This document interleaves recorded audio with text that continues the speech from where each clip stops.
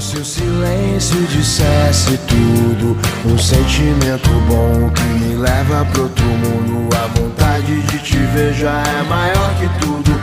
Não existem distâncias no meu novo mundo, tipo coisas da sétima. Remember the beginning of Wayne's World? When he goes, in 5, 4... You can't see us doing the 3, 2, 1 part, but action. That's how it goes. What's up? This is episode 1,000,002 Clint Cronin show, and we are here, whatever this is, the weekend or the week after Valentine's Day and all that good stuff. Who's here with me? You got the Ninja Realtor in the house. That's Nima Moridi, the Ninja Realtor, at Ninja Realtor. Who else we got in the house today? This is Chad, a.k.a. the Underhooker. Mm-hmm. A.k.a. I might snap today. Yeah, this Big Chad, a.k.a. Sunnyvale, brown belt, One World Jiu Jitsu. And in the house, Jason Yago. Also known as the Guillotine Wizard. Also hoping Chad doesn't lose it because I'm sitting right next to him. It's okay. Yeah, to the guys that don't know, Chad's a rather large fellow and is a bit menacing with his underhook prowess. So I'm going to make sure we're on his good side today. But welcome aboard. Glad everyone's here. This is Chad's first time. So this is his Clint Cronin show, or Cronin Club Virginity, being taken right here in Sunnyvale, California. Jason's been here before. Y'all know that. And Nima's been here a couple times as well. I'm a veteran, Chad. I'll help you through it. Hold me. Chad's heart is as big as his physique. No, it's great to be here. It's an honor. I know, right? It's a big deal. I understand. We'll get you through it. Thank you. I appreciate you coming. It's late in the eve, but I digress. We've got Nima over here doing some sort of Insta snapping, Insta stories. Yeah, Chatstagram. We got to make sure, since we don't have the camera on this time. No, there's too much human being in here to effectively do this. And we could have done multicam and all this stuff, but really we're sitting at a table. How interesting it is. I mean, this does wind up on YouTube anyway, but for the amount of effort it was to get 4 people all cammed up tonight, it was like, yeah, let's just do it this way. And we'll come up with more fun ways of getting everything in 4K HD and everything. But I just wanted to get this one out there so people have something to digest on their road to work or school or whatever they're doing in the morning. So if I'm going to be yelling in a year anyway, you might as well have some new content to listen to. So you guys have been doing a little bit of competition lately. How's it been going there? How you been doing, Mr. Nima? Well, Grappling Industries was awesome. I came back. I know you guys were there. I know Yago competed as well. And first match didn't go exactly how I wanted to, but I came back and was able to win my division, which was awesome. First time getting that first place, so that was good. And hopefully I can get some momentum for the next one. I just signed up for Naga today, so going to be competing 10 pounds less this time around. So Naga, you actually get to weigh in the day before. So the weight cut, I guess it's going to be even more of a benefit than it usually would be, since, the usual jiu-jitsu tournaments you're weighing in right before you step foot on the mat. So you'll have a little bit of recovery time, given it's your first time competing at this weight. So you'll have a little bit of flexibility. I mean, don't kill yourself getting there. Yeah. You've already dropped the weight. You're already quite a bit leaner now. I've been running a lot more, yeah. So I'm already walking around probably 7-8 pounds lighter than usual. So it shouldn't be that big of a deal. But I mean, if worse comes to worse, I can just take an Epsom salt bath the day of, go and weigh in, and then stuff my stomach with a belly full of carbs like I did last time. Just take a nice dump and you'll be good. Like Epsom salt, and then just like, maybe some like pizza Chicago, get my deep dish pizza on. Train gains. No.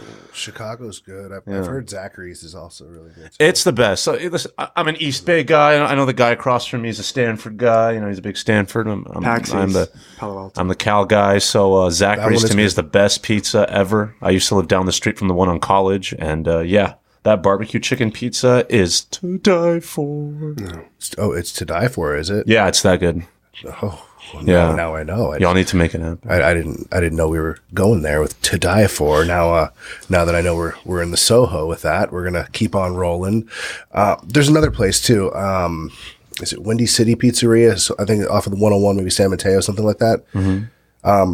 The Yelp reviews back when I went anyway said it was a very friendly place. Like you get like awesome service, like going to like an old school family restaurant. And when I went, it was totally that way, and the food was amazing too. I grew up in New Jersey, so my taste for pizza is a little bit different, but I see, instead of comparing them, I think they're different foods.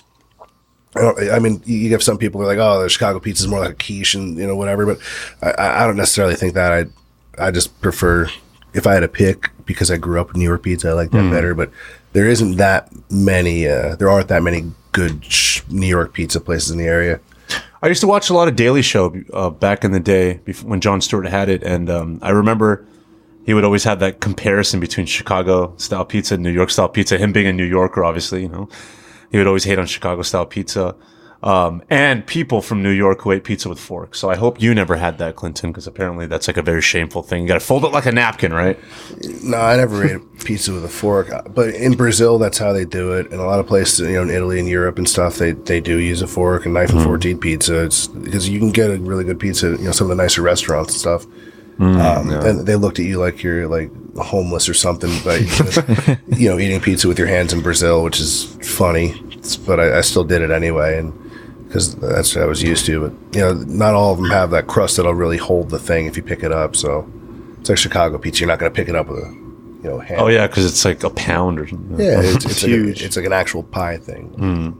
So what did you guys notice about Grappling Industries? I mean, Jason, you competed at the tournament as well. Yep. Yeah, the first thing is they ran very early. I think who was it? Ben's division ran like 90 minutes early, and like one of the guys missed the whole thing entirely. But I mean, they say it on the thing and all that, and I was pretty happy with that. We were able to get out a lot sooner. Just like a lot of the little things that you usually run into with tournaments, just like the running super late. Like you've had that, right, Clint? Yeah, basically the older, fatter, and more advanced you get belt-wise, the later you're going to be. With some exceptions, the brown belt stuff usually is quite a bit later. At black belt, it's been earlier for me, which has been cool.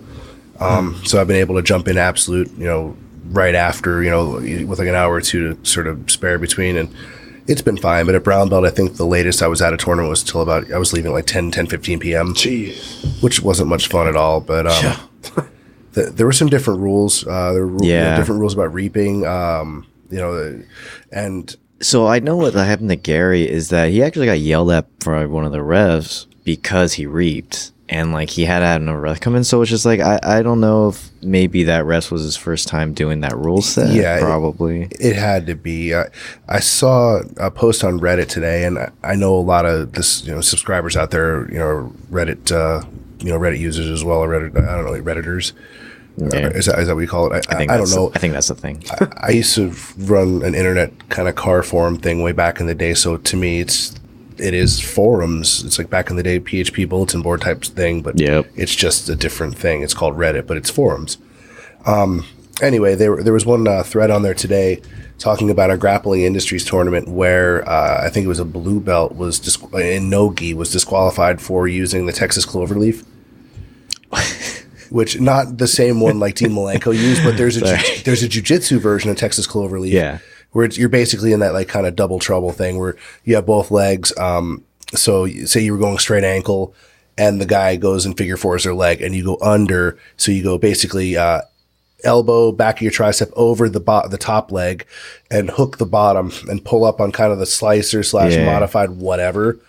I believe that's called Texas cloverleaf. I think you have to have your legs laced as well, kind of double trouble, sort of honey hole-ish position. And I know I'm mangling the names of these. There's too many different names from different gyms. But and they were trying to figure out why this was illegal because reaping and like you can submit somebody from a reaping position also as a blue belt in Grappling Industries tournament. Yeah. So I think again it was confusion on the official or the referee.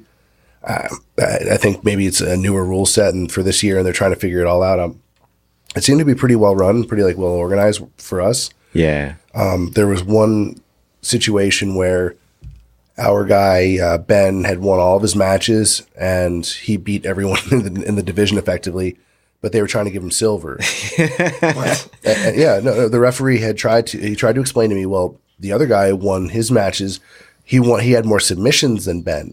And I said to him, yeah, but the guy you're giving the gold medal to lost to the guy with the silver medal. So that means my guy has more wins than everyone else because my guy didn't lose at all. And the guy you're saying it's a gold, he lost his match. Wow. So I already know who won. Without even looking at your scorecard. We don't need to do calculations here. Yeah. I'm like, he's like, and I'm looking at him, and he's like, shit, I haven't eaten all day. I'm like, it's all good. He's like, hold on, let me go to the official and make sure that he signs off on the correction or whatever. I had a big thing of like trail mix in my fanny pack, my Joe Rogan. And I was like, it was a full thing, the one that has all the different nuts and berries and M&Ms and shit in there, like the delicious one you're not supposed to eat. Yeah. I just gave him the whole thing, and I was like, dude, because they were there. So at Grappling Industries, the day we were there in San Jose, they were there all day because they were down a referee, so no one got a break. Yeah. Wow. Yeah. I like seeing that they're getting experimental with the rules and that they're trying to move things forward. I was talking to Jacob Bell, another one of our the One World Black Belts today, and we were talking about if reaping was legal in IBJJF for black belts, for example, what would the Mendez's report card? How would they look today if reaping was legal? Because now you watch them, you watch the Meow brothers, you watch the Mendez brothers, you're seeing toe holds all over the place. Yeah. But if reaping was allowed back then, would they have the same track record? Would they have the same success? Because all the Berimbolo stuff, if now every time your foot's out there, like the guy can just turn over and drop a little bit of pressure on the inside there, and there you go. So I mean, they're the most just two of the most like talented guys of this generation. Period. So I don't know. I mean, I imagine they adapt their game to deal with the rule set. I mean, they're just so talented. You couldn't expect that. Oh no, this thing came in and now we just can't do jiu-jitsu anymore. That seems a oversimplification, but at the same time, yeah, maybe there's these other people coming in like that are in that different rule sets. Like they can do just as well, maybe better. I had a cool talk with Eddie Bravo about like 6 months ago about sort of just where he saw the different gyms and like where he saw his own 10th Planet guys and like what they were strong at and what they were working on. And he was very adamant. He's like, you got to be the leg lock guy. And I'm like, all right. And you get really into it because he's real charismatic. Yeah. So he starts talking to you. And he said like that's something that they're definitely working on, and watching what they do, and seeing how they train, roll in the gym, like their stuff's getting pretty advanced too, and as meticulous and sort of like well mapped out as the 10th Planet system is.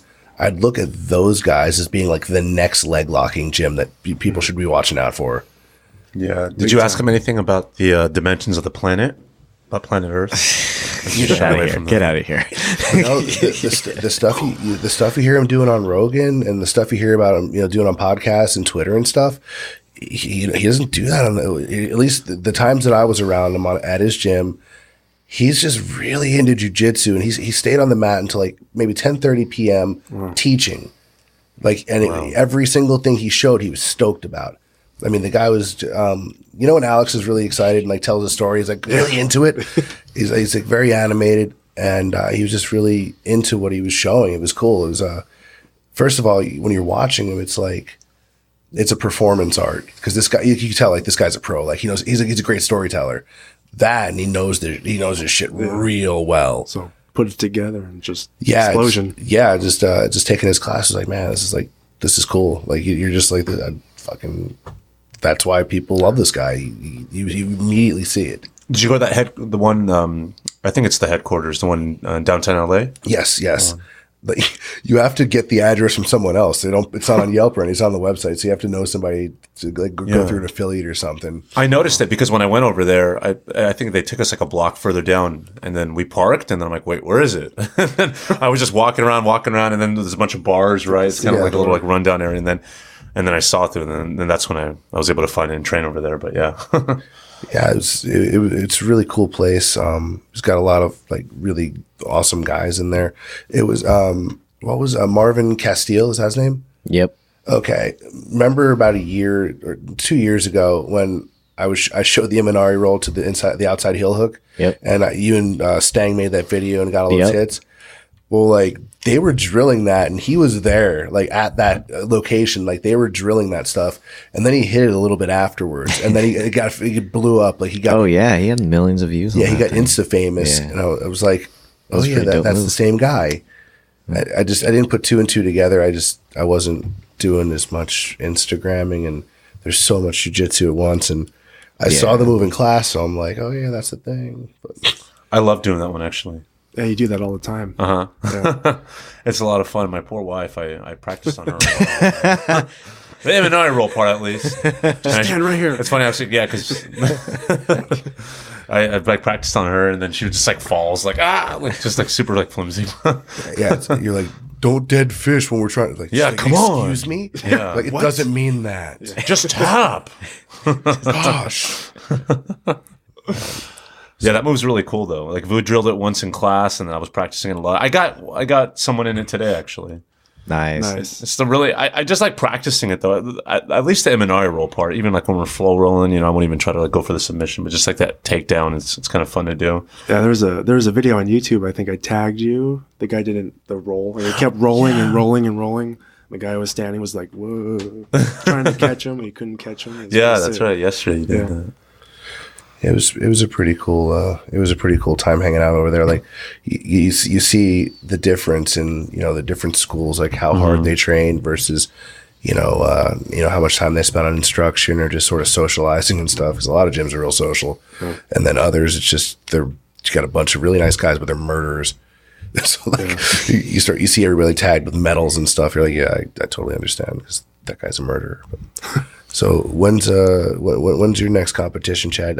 Your last one was what, blue or purple belt? I think it was blue belt. See? Oh, you're overdue. I know. I'm making that big comeback though.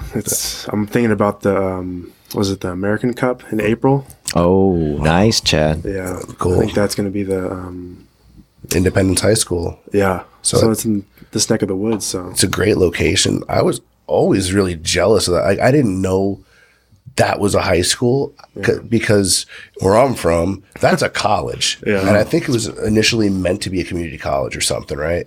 Yeah. I always would watch, remember Saved by the Bell? Oh, yeah. Mm-hmm. Original Saved by the Bell? Yeah. Well, I grew up, I think in like 96, we had a blizzard in New Jersey and like we had hurricanes and all kinds of crap. Like we had some crappy weather in like winters when I was a kid. Yeah. And I would always see Saved by the Bell and everybody's got really nice clothes. Like Zach has a cell phone. It's sunny. They're in fucking California, in Malibu or whatever they were, Bayside. I don't know what that is. And I'm looking at my school, and it's, I'm in Toms River, New Jersey, which is, in the winter, it's not. It's this school, everything's kind of old and it's cold as shit and wet, and you probably have a cold. Yeah. And then you're watching Saved by the Bell, and you're like, fuck these guys. That's what I need to be, right? That's what I need to be. Like, what the heck? Yeah, Los Gatos High School is like that too. If you guys ever driven by that, it reminds me of Saved by the Bell a lot. Yeah. It's got that upbeat, like, Yeah. I'm sad though, Chad. I think I'm gonna miss America's Cup this year when it got bumped back because I had a trip planned. So because it's at the end of April, right? Yeah, that's when I'm leaving. Unfortunately, so I did get lucky. I got into SF Open because it sounds like probably more than half of us that typically compete didn't get in because they closed registration 2 or 3 days before. They did that last year too. Oh, did they? Yes. Any reason? It's just too many people wanting to compete. Capacity, maybe. Closing. Again, it's mysterious. That's how they do it to keep it as mysteriously closed. Are they using Kazar Pavilion again? Yep. See, I've heard other groups kind of poo poo going there after they've been there once or twice. Yeah. I don't know. I like the place. I met Ric Flair there. Nice. Yeah. Gotta like the place then. Yeah.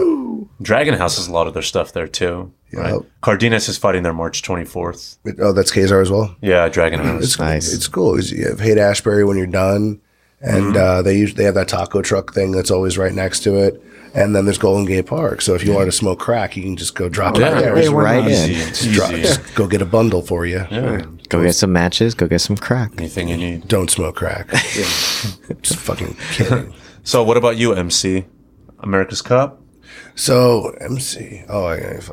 Sorry. I guess CC. Facilitator, I should say. Facilitator. I'm like the janitor. Facilitator. Let's see. America's Cup is the goal right now, and I'm just, my knee is doing what it's supposed to do. I'm just like trying to work the sciatic nerve stuff out to where I can move the way I need to move. I mean, I can get warmed up pretty good, but then the next morning it's just moving it all or trying to put shoes on. It's a whole son of a bitch. So a little lesson, and I tell people this all the time, but it's trying to like listen to your own shit that really makes a difference, right? So if you're hurt, knowing the difference between hurt and injured is one thing. One is protect yourself. If it's injured, stay the fuck home and don't bother the people that are there. Like, I don't like to be a distraction. Like, you're like sitting out on the side, just like, oh, well, woe is me. Everybody stops to come and talk to you and shit. I could do without it. Somebody else will take notes or make a video for you. Like, and sometimes less is more. But what I did is I tried to rush back. I tell people, don't try to rush back, because what happens is you're going to compensate and wind up hurting the other side of your fucking body. Because you wind up trying to balance stuff out. Like, you're always trying to find that homeostasis, or you're trying to find that balance. And I was doing my PT exercises, trying one-legged squats and all this balance stuff, playing bands and stuff. I was just torn MCL. Just the most boring, tedious, like frustrating shit. And I'm doing it, I'm getting through it, and I'm like, I wonder if I can just do straight up and down stuff. So could I just deadlift the bar? I'm like, oh, it feels okay. Well, it went from the bar to more than the bar, and it's some amount more than the bar. My lower back just like locked up. Oh, man. Because I figured out what I was doing was, because the inside of my left knee was damaged, naturally, without even realizing it, I had a little gangster lean. I was leaning off to the outside of my right heel. So I was basically deadlifting from the wrong, you push with your heels, drive your hips forward, right? Yeah. And I pride myself in being technical and having good form. However, when I went a little heavier, I compensated without even realizing it, and pinched my sciatic nerve on the right side. So let me break this down. This was avoidable, right? And this is, you may be tempted to try to come back early because you're in jiu-jitsu. It's an addiction. It's your passion. You love it. The lifting, all this. I love lifting weights too. Like, I've been lifting longer than I'm training jiu-jitsu anyway. So it's I didn't want to be off, and I was trying to push the pace and make a comeback. And I didn't want my quads or my glutes or just my legs in general to atrophy, or I didn't want to lose core shit either. So I was like, I should be doing some deadlifts, but I went too heavy. It was much lighter than I would do before I tore it, but this is like, I was basically using like 1.5 knees to do it, and this is stupid. That's a long-winded way of saying, if you're hurt, listen to your body, and if you're in PT, just do the shit that they're telling you to do and clear it with them before you do other shit, and don't go heavy. This is avoidable, and this is shit I knew at white belt. And I'm a fucking black belt, and it's just the frustration of not being able to do what you want to do. And that's the hardest part. Yeah, totally. I kept telling myself that too. Actually, last week when we were working those takedown drills, I collided with another knee, and then the inside of my right knee was hurting really bad. It just freaking blew up. It was huge. But I did a few shout outs to you for telling me about the Groupon and cryotherapy, because I went to 3 sessions in a week, and it helped a lot. I mean, it was super cold. I went to level 3, guys. Level 3. 300 degrees, negative 300. Oh, cool. Yeah. So Nima, I just got that Groupon too. You did? I haven't been there yet. The we'll ozone one? Is that the one? Whichever one. Paralyzed. The one that's by me. You're welcome, plug. Yeah. I went to this place that I went to in Willow Glen. I liked it a lot, but it helped a lot. Glace? Primal Ice. Okay, that's over there now. Yeah, but I was super fortunate though, because although I couldn't train for a few days, I just went and hit the bag. Worked my striking, predominantly boxing, obviously, because I didn't want to kick or anything. So I just kind of did that and worked some shadow boxing. Just so I can still be on the mat. I wanted to be doing jiu-jitsu, but I was fortunate that I was able to segue into something else and just train that and clear out those cobwebs, until I was better to get back into jiu-jitsu. So you've been doing crying for Chad? Yeah, oh hell yeah. Like when you first told me to egg, there's a Groupon for that one, Peninsula Wellness Center. Yeah. Oh yeah. Oh, that's right. That's you still at that place from forever ago. Yeah. Huh? Yeah. New owner though. The doctor's not there anymore. Yeah, he gave it to some guy that he was mentoring or whatever. Gotcha. He came out from SoCal. Every time I go in there, he's like, "Oh, you're a fighter. I was like, jiu-jitsu," and Nice. You know, he's like, oh yeah, you know, I fight too, and oh cool. I was like, oh okay, cool, you know, and he's just chopping it up, and said I looked like an MMA fighter. I forgot the name, like maybe Dan, I forget, but it was nice. It was pretty cool. I mean, but no, you can tell a big difference after one session, especially training as much as I do, and just at 24 and on the mat and just going beast mode. That and the Tiger Bomb helped me a lot personally. Yeah, that you guys helps ever too. mess with that? The Tiger Bomb? So Biofreeze. Never messed with Tiger Bomb. I'll use those. I like Arnica. I definitely use CBD, the creams and stuff. Same here. That it helps. So for the sciatic nerve, the CBD, it's like a lotion or like a balm. It actually has a similar texture to Tiger Balm. Mm-hmm. With that, it's not heavy menthol, but there's some of that to it. Yeah. That's the only thing that really loosens that nerve up to where I can do stuff. It's ridiculous. It's to the point where I used to recommend it to people because this isn't medical advice. This is anecdotally. This stuff has worked on me, and I've seen it work really well on other people with way worse conditions. But yeah, that's the one thing. And Arnica's another thing. A lot of Brazilians, this is like a old school thing. They have Arnica. It's called Arnicare, Arnicare. It's some root that grows in Brazil, and that's like a gel that's supposed to take swelling and bruising down big time.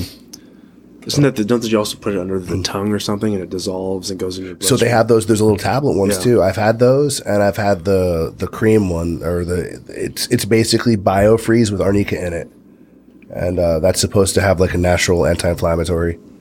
All those things are great for like anti-inflammatory. Like I can't believe that people would prefer to, like, let's say, take Tylenol instead of something like CBD with acetaminophen and what it does to your liver. To me, it boggles my mind. But I mean, unfortunately, I guess. Well, I mean, it's the way it's marketed here. Yeah, a lot of people just they see something on, I don't know, TV or whatever, so they just assume that that's factual, so I have to go with that. It's just, unfortunately, people aren't as free thinking and enlightened, but it seems like people are catching up to those things. Oh man, that sounds pretty hippie-ish, Nima.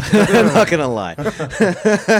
No, hey, it's what's better for your body, right? I mean, no, I agree, but that still just sounded pretty hippie-ish. Does it not trip you guys out that the generation that told everybody, they told us as children, don't believe everything you see on TV, but now that the internet's a thing, that generation believes fucking everything they see on TV, and they think the internet's bullshit. Yeah, you know, I think it's just a generational thing where we're pretty sure the kids don't know a fucking thing, but we're always smarter than the previous generation with some things. I don't know what you're talking about, okay? Because my doctor gave my children the Ritalin and gave me the Xanax, and that's why we pop it like Skittles. Yeah, well, it was given to me by an MD. Ritalin and speed. It's so if for example that's the reason some of the fighters and the wrestlers are popping for Adderall. They give it to children for ADD, right? Attention deficit disorder or hyperactive disorder. If you take that and go take a drug test, you will pop positive for amphetamines because it is one. Yeah, it is exactly speed. It's not like speed; it's speed. Yeah. And that's what they give to kids because they can't pay attention in school. It's like, well, maybe your kid's just awesome. Right. And challenge them more. Do something else. Yeah, and maybe the public school system is in need of an overhaul and isn't working very well.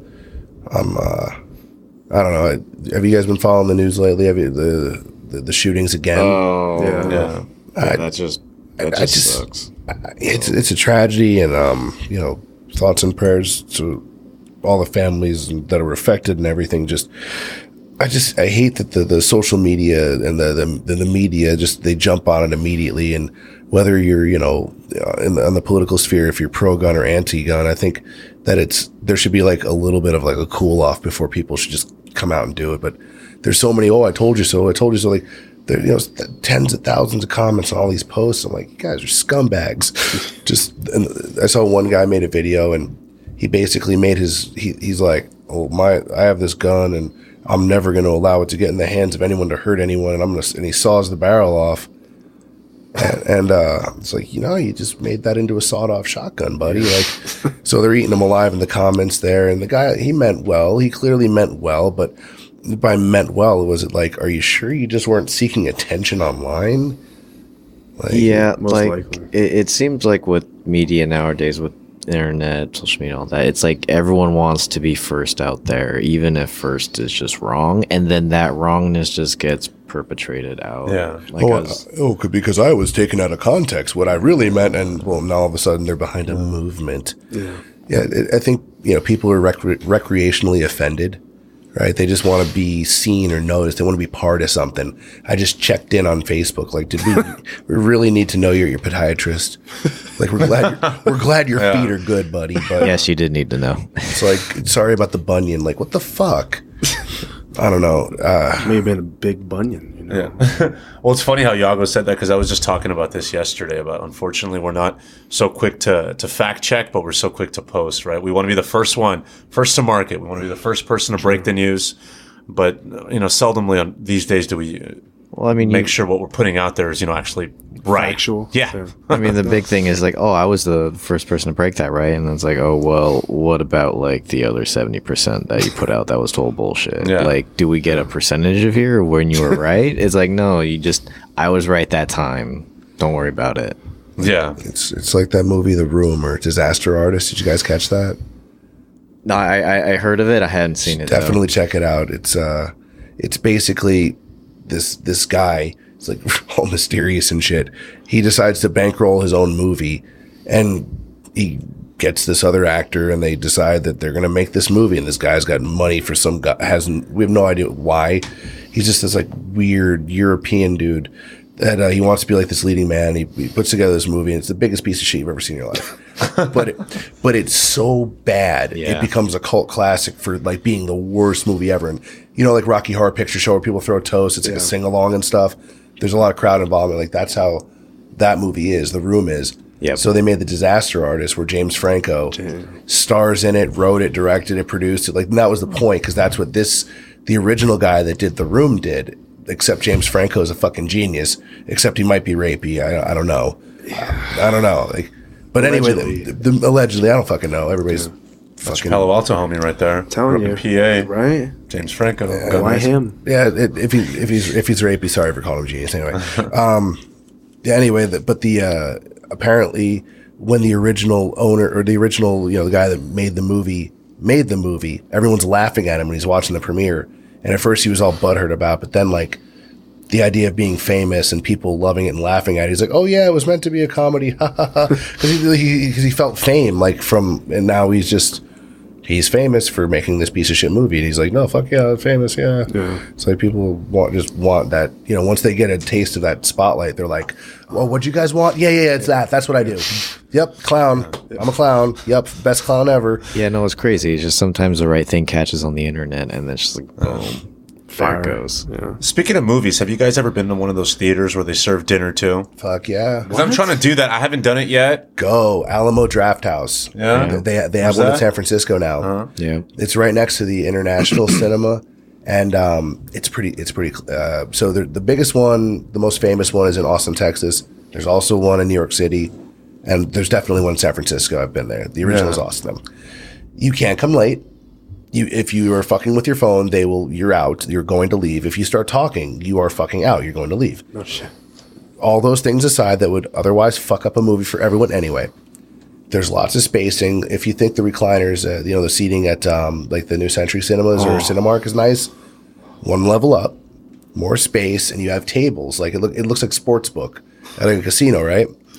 And at each table, underneath it, there's a little cubby hole with a menu with like incandescent lighting to where it's under the table. So you hold the menu down under the table. You look at what you want. Full dinner menu, nice. full open. There's bar, plenty of mixed drinks, liquor, whatever the fuck you want. Nice. And then like desserts, the chocolate chip cookies are fucking tremendous, allegedly. And then you write down with a little pencil like what you want, and when you're ready, you put your menu in a vertical position in this like little slider thing. They come through like prowlers in the night, like they yep. No noise, no fucking noise. They get the menu, and then all of a sudden, like there's food there later. It just happened. Like, oh shit, where'd you come from? Yeah, they're like prowling through the fucking aisles. Snag that hobbit with their fucking tray, doing this deal, and like no noise, no disruption, it was tremendous. It costs a little bit more for tickets than I'd imagine, but not much. Still in the same ballpark of what like a 3D movie would cost, for example.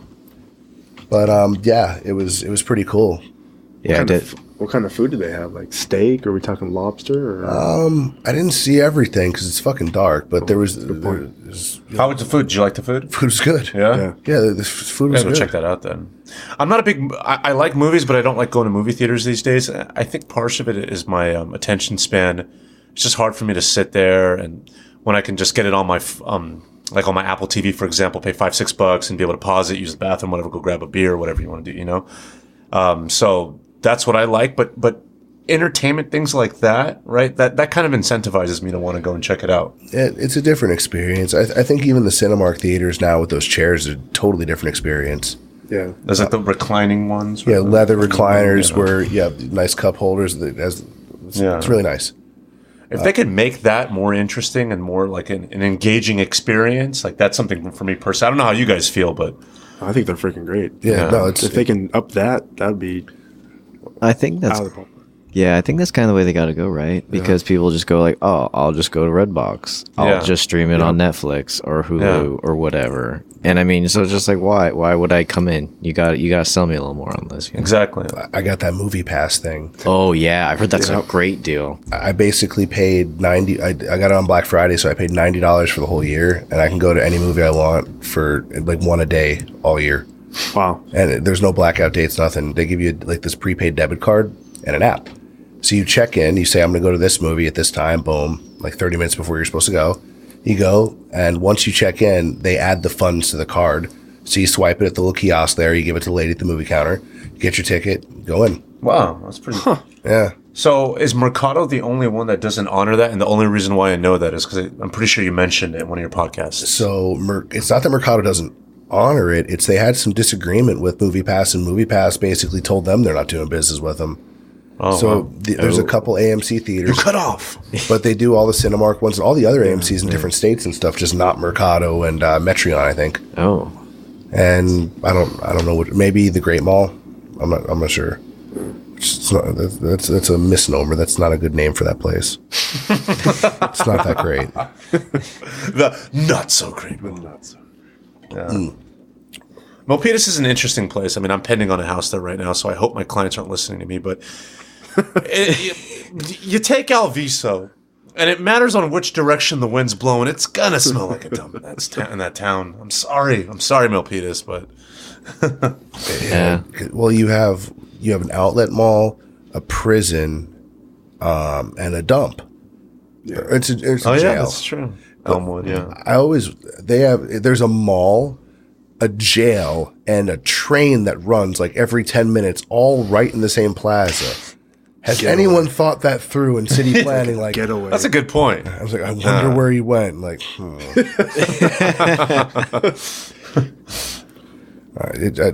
saw the layout. Like, some setups like that just don't make any sense to me. I remember in Las Vegas, they decided that the fireworks stands were going to be at the fucking gas stations. Perfect. Well, where else would you have them? Like, yeah, I know, right? None of their shithead children are going to light a sparkler. Clean it up. Why would there be a lighter and mom's cigarette pack right there while she's getting gas? Like, no one's going to die. Dude, hey, the next time I have a real estate conference, I got to let you know in advance, and you got to, if you're like free, go visit your mom or something, and let's go train at Robert Drysdale's gym, because when you had him on the podcast when you were there, he seemed like a super cool guy. And I'd love that. That's the spot that I want to go and train in Vegas when I'm out there. Yeah, we got a couple that we got a couple on the list now. We've got friends over at Gracie Umaida at there's a couple of them in Las Vegas. Ryan Bernardino from Want vs. Need, he's there. He was on last week with Al. Yep. He's a cancer survivor, and he's going to be competing at Pan Am's. Damn. So he's a black belt under Micah Capelli. I say his name wrong every time. He's a cool guy. You got Drysdale's out there. Tom Lawler's running classes when he's in town. Pro wrestling thing's blowing up, but he's over at not Nemesis Syndicate. Oh, that's is it Couture? No. It's Syndicate MMA. You go in and it's like the size of like an aircraft carrier. It's fucking huge. You look around, it's like one of those big hangars or whatever. That's where Misha Tate trains out of, right? That's the one. Yeah, I think so. I think there's a few different guys out there. You've got, I think, Cleo Roundtree. Yeah. Light heavyweight. there are some women fighters out there too, and Roxanne Mozafari, Mike Pyle. Yeah, Mike definitely. Pyle's running out there. I think he retired. I don't. Mike recall. Kyle from here. Mike Pyle. Oh, Pyle. Mike Pyle. Mullet party everywhere. Mullet party. Doesn't ring a bell. Yeah, no, he's I think he retired recently though, but he's coaching out over there too. Nice. You guys, who has the plug for the UFC Institute? Because I just said, you know what, YOLO, let's throw a Hail Mary. The Performance Institute? I went on the website and then I said, I'm a professional fighter and I want to have access to this place. And I just thought, like, let's see if they respond. Because if I was just some Joe Schmo, they're not going to, Yeah. I still didn't get a response. But then I was like, maybe I should reach out to Hav when I'm down at AK San Jose with somebody. I need to talk to somebody to get some plugs. I think you got to be on the roster, man. Really? Because that place is nice. Yeah, it's open to all those guys, and then unless you're doing business with them or something, or Have you guys seen the underwater treadmills? Or like the current, the current pushing you swim towards. So what are those supposed to help with? I mean, they look cool to me, but like, I mean, just water resistance, less resistance, less pressure on the knees and joints or whatever. Yes. That's what I would assume. and then balancing on them, I guess, is probably a son of a bitch. Probably. Yeah. I heard, I was listening to Rogan's podcast and he was talking about the octagon and how apparently there's like, you may know this better than me, but like 360-degree angles where you can be training and then the cameras can follow you and just get you at different angles. It's just supposed to be state-of-the-art, super techy. I don't know. I geeked out over the way he was describing. I'm like, man, I really want to check that place out. So it isn't the UFC, but it's a guy that's it's been there on Friday. So not cheap plug, because I'm definitely going to be there over at Bryant Pangalinen's gym. Sabre Jiu Jitsu in Concord. Vinny Magliese is doing a gi seminar. Oh wow! It's 6 to 8 p.m. It's open to everybody. It's on Friday, February 23rd. It's only $40. What? That's not bad. That's pretty good. Yeah, it's a cool gym. I don't know, you guys didn't go that one time. There was it used to be a different jiu-jitsu gym, but then Bryant took it over, and that guy Cola, the guy's named Cola. I don't know how to pronounce his name. I don't it's know like anybody. AJOSE, Jose. I think it was like a Hickson or something affiliate, a Gracie Academy affiliate used to be in there. And I went there for Henry Aiken's seminar when I met Henry Aikens like 2 years ago or a year ago. So I've done that one podcast, and I did another podcast based on meetings. I did the one with Henry in Henry's gym, but I met him at that gym. Nice. He's still down there in Vegas, right, Vinny? Yeah. Gym. Vinny was at Syndicate. I don't know if he still is. He was the dude there though. He might still be running the jiu-jitsu program, but Friday at 6, you can ask him. 6 p.m. to 8 p.m. in Concord. You guys want to carpool? I might know somebody that's got a spare seat there. Do a little jiu-jitsu. Say hello to Bryant. Yeah. Are you bringing Bailey? I think I might have. Well, because there's going to be a lot of people there. His dogs will be. Well, actually, if his dog's there, I'll bring Bailey. Yeah, that's her. That's her home dog. Home dog. Yeah, they had fun the last podcast. We were over there, and shout out to the Cronin Club mascot. Yeah, she's cool. Really? She's cool. She got her black belt collar. She's chill. That's pretty dope. That's freaking awesome. Oh yeah, she's taken to this to being here. She's super comfortable now. It's like when I first got her, she's all nervous and shit. Now she's fucking. Just her own. Oh yeah, she's like, nah, I'm good. I'm home. I got to get a seat cover for my back seat because I was like, before I didn't really care. That I know there's dog hair in the Evo. And I'm it's like, nah, I need to get a seat cover, but because she'll roll with me quite a bit. We'll just drive around and shit. Nice. We went to Vegas. She cruised with me out there. Oh yeah, I can hear her snoring in the background when you were talking. I this morning, I'm trying to go back to sleep, and I hear she's like an obese person with sleep apnea with the snoring. I'm looking over, what the fuck's the matter with you? Shaking her, stop it. She's laying on her back with her head on the fucking pillow, snoring. I'm like, all right, I'm not going and buying a CPAP thing, so you gotta get on the floor. So I just fucking put her down on the floor and just sort of look at me like.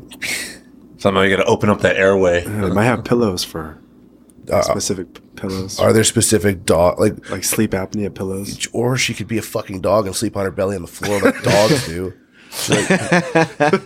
I go back to my bedroom and she's in the bed on my spot, on her back, doing me basically. She's doing what I'm supposed to be doing. I'm like sucker. And then she all of a sudden she's out like a light, and she'll pretend she's still sleeping and won't move. And I'm like, oh hell no. And then like I'll tell her we're gonna go outside, and she's like, fuck. She like dummies up late out. Yeah, but yeah, she's a cool dog. I don't know. I didn't have a dog for I think 5 or 6 years. The last one passed away, so I was like, I didn't know if I wanted to get her. And then I went and saw this one, and the owner was smart. He said, just take her home, see how she does. I'm like, oh yeah, you got pulled in with that. Oh, totally. Got it. It's not like a car where they can send you home with a car and you just hit it into a pole and be like, oh, I don't know if insurance. I don't think this is going to work. She eats better than I do. She definitely does. Nice. Yeah. See, raw. Chris Cold Iron's dog. No. Our friend Chris Cold Iron, he's a checkmat. He's a Dave Camarillo black belt, but he's under Leo Vieira. It's a second degree over at the Luch, the checkmat school in San Jose. Great gym. Good Is that people. the one off 680? Yeah, it's like Montague, I think. Yep. It's right around. It's a cool gym. It's a cool gym. They're like the only checkmat spot like around. So he had a pit bull already. He was a cool dog, and he went through I think that Pets for Vets thing. He's like a Mission 22 guy. Nice. And he goes and he's got this like Cane Corso. So the Cane Corso, it's an Italian Mastiff. So that full size, they're like 150 pounds. They're like, so this puppy, right? It's like person size already at 7 months or something. So that's full size me. Yeah. He said, like his dog eats raw also. So he has a whole thing. He was telling me about this meal prep company that does meal prep for dogs that eat raw diet dogs. Yeah. It's like $50 a week. I was thinking about it. I'm like, man, that's a lot of money. Then I thought about it. Like I'm paying on sale 99 cents a pound for chicken, like the drumsticks, and she just eats those fucking things. She just takes them right down. And she's eating like I think like 1.6 to 2 pounds of food a day, and that's all. There's no kibble. Yeah, it's just it's liver. It's different like connecting tissue. Like you give her eggs and stuff, and that's why she's all jacked. Just liver and eggs, and chicken. Well, dang, they're carnivores. I mean, everybody feeds their dogs this. This one trainer told me, he's like, like the most expensive kibble you can get your dogs. Like for the human equivalent, like think about like really good McDonald's.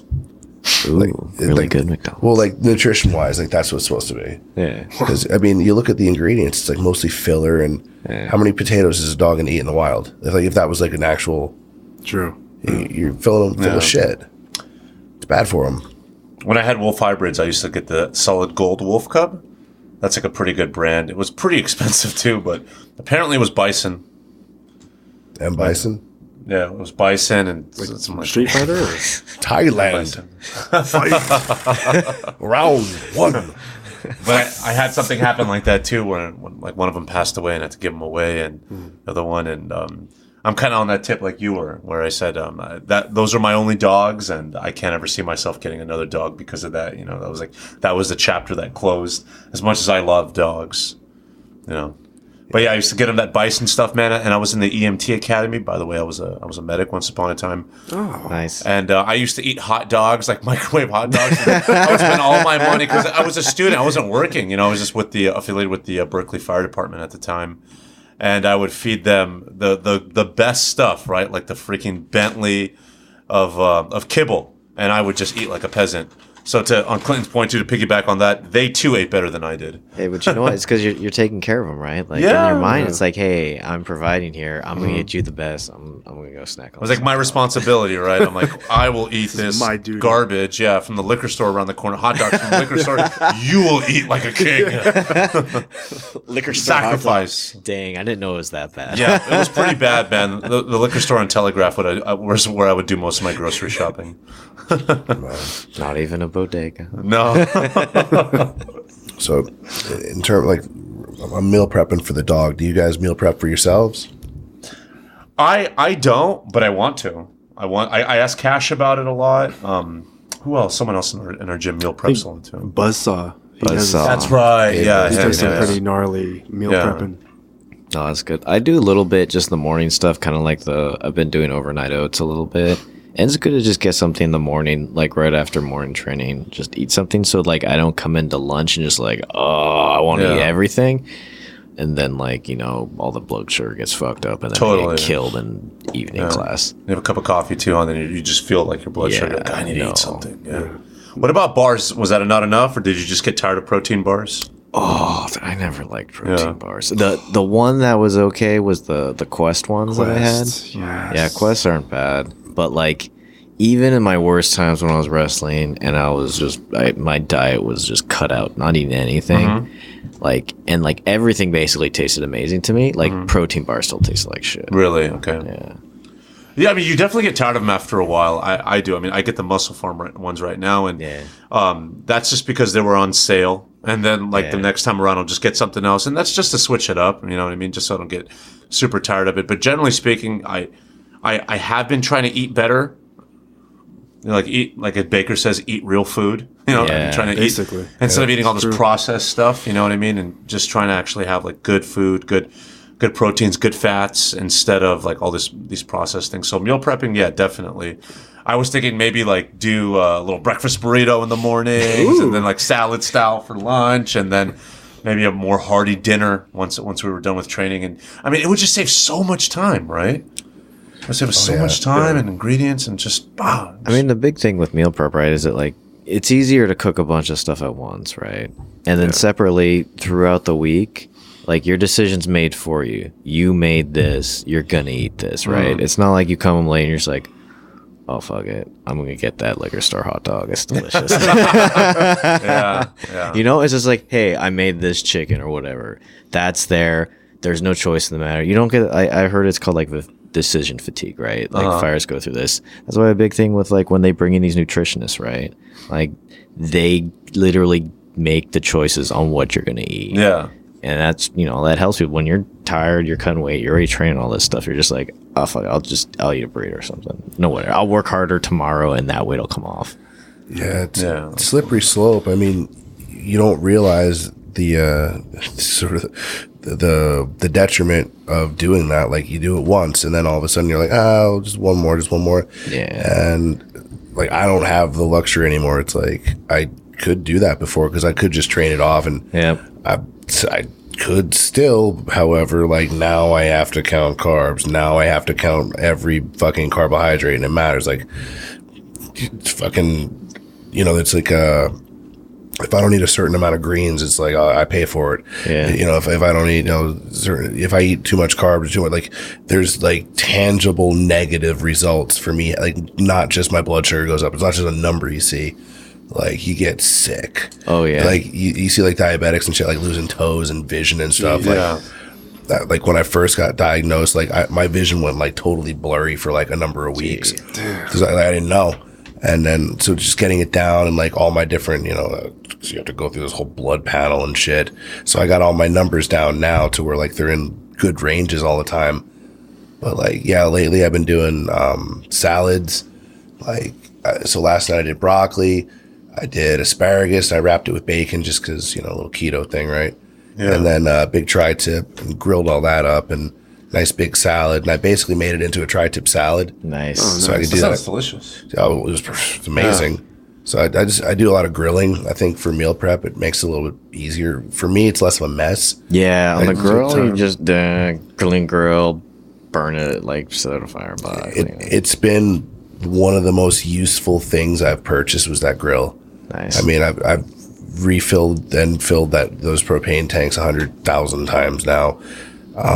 We've had countless numbers of, get-togethers over here and stuff. And oh yeah. And I eat real well off of that food, so it's cool. I mean, I don't know if I have to sit in the kitchen and start slaving away and stuff. I'm less motivated to do that as opposed to going outside and actually fucking being outside and not having the house smell like whatever I'm cooking. Yeah. So, I mean, if a grill's an option, I know a lot of people are, in cities and stuff where maybe it's not. I mean, get a Foreman grill. Those things are awesome.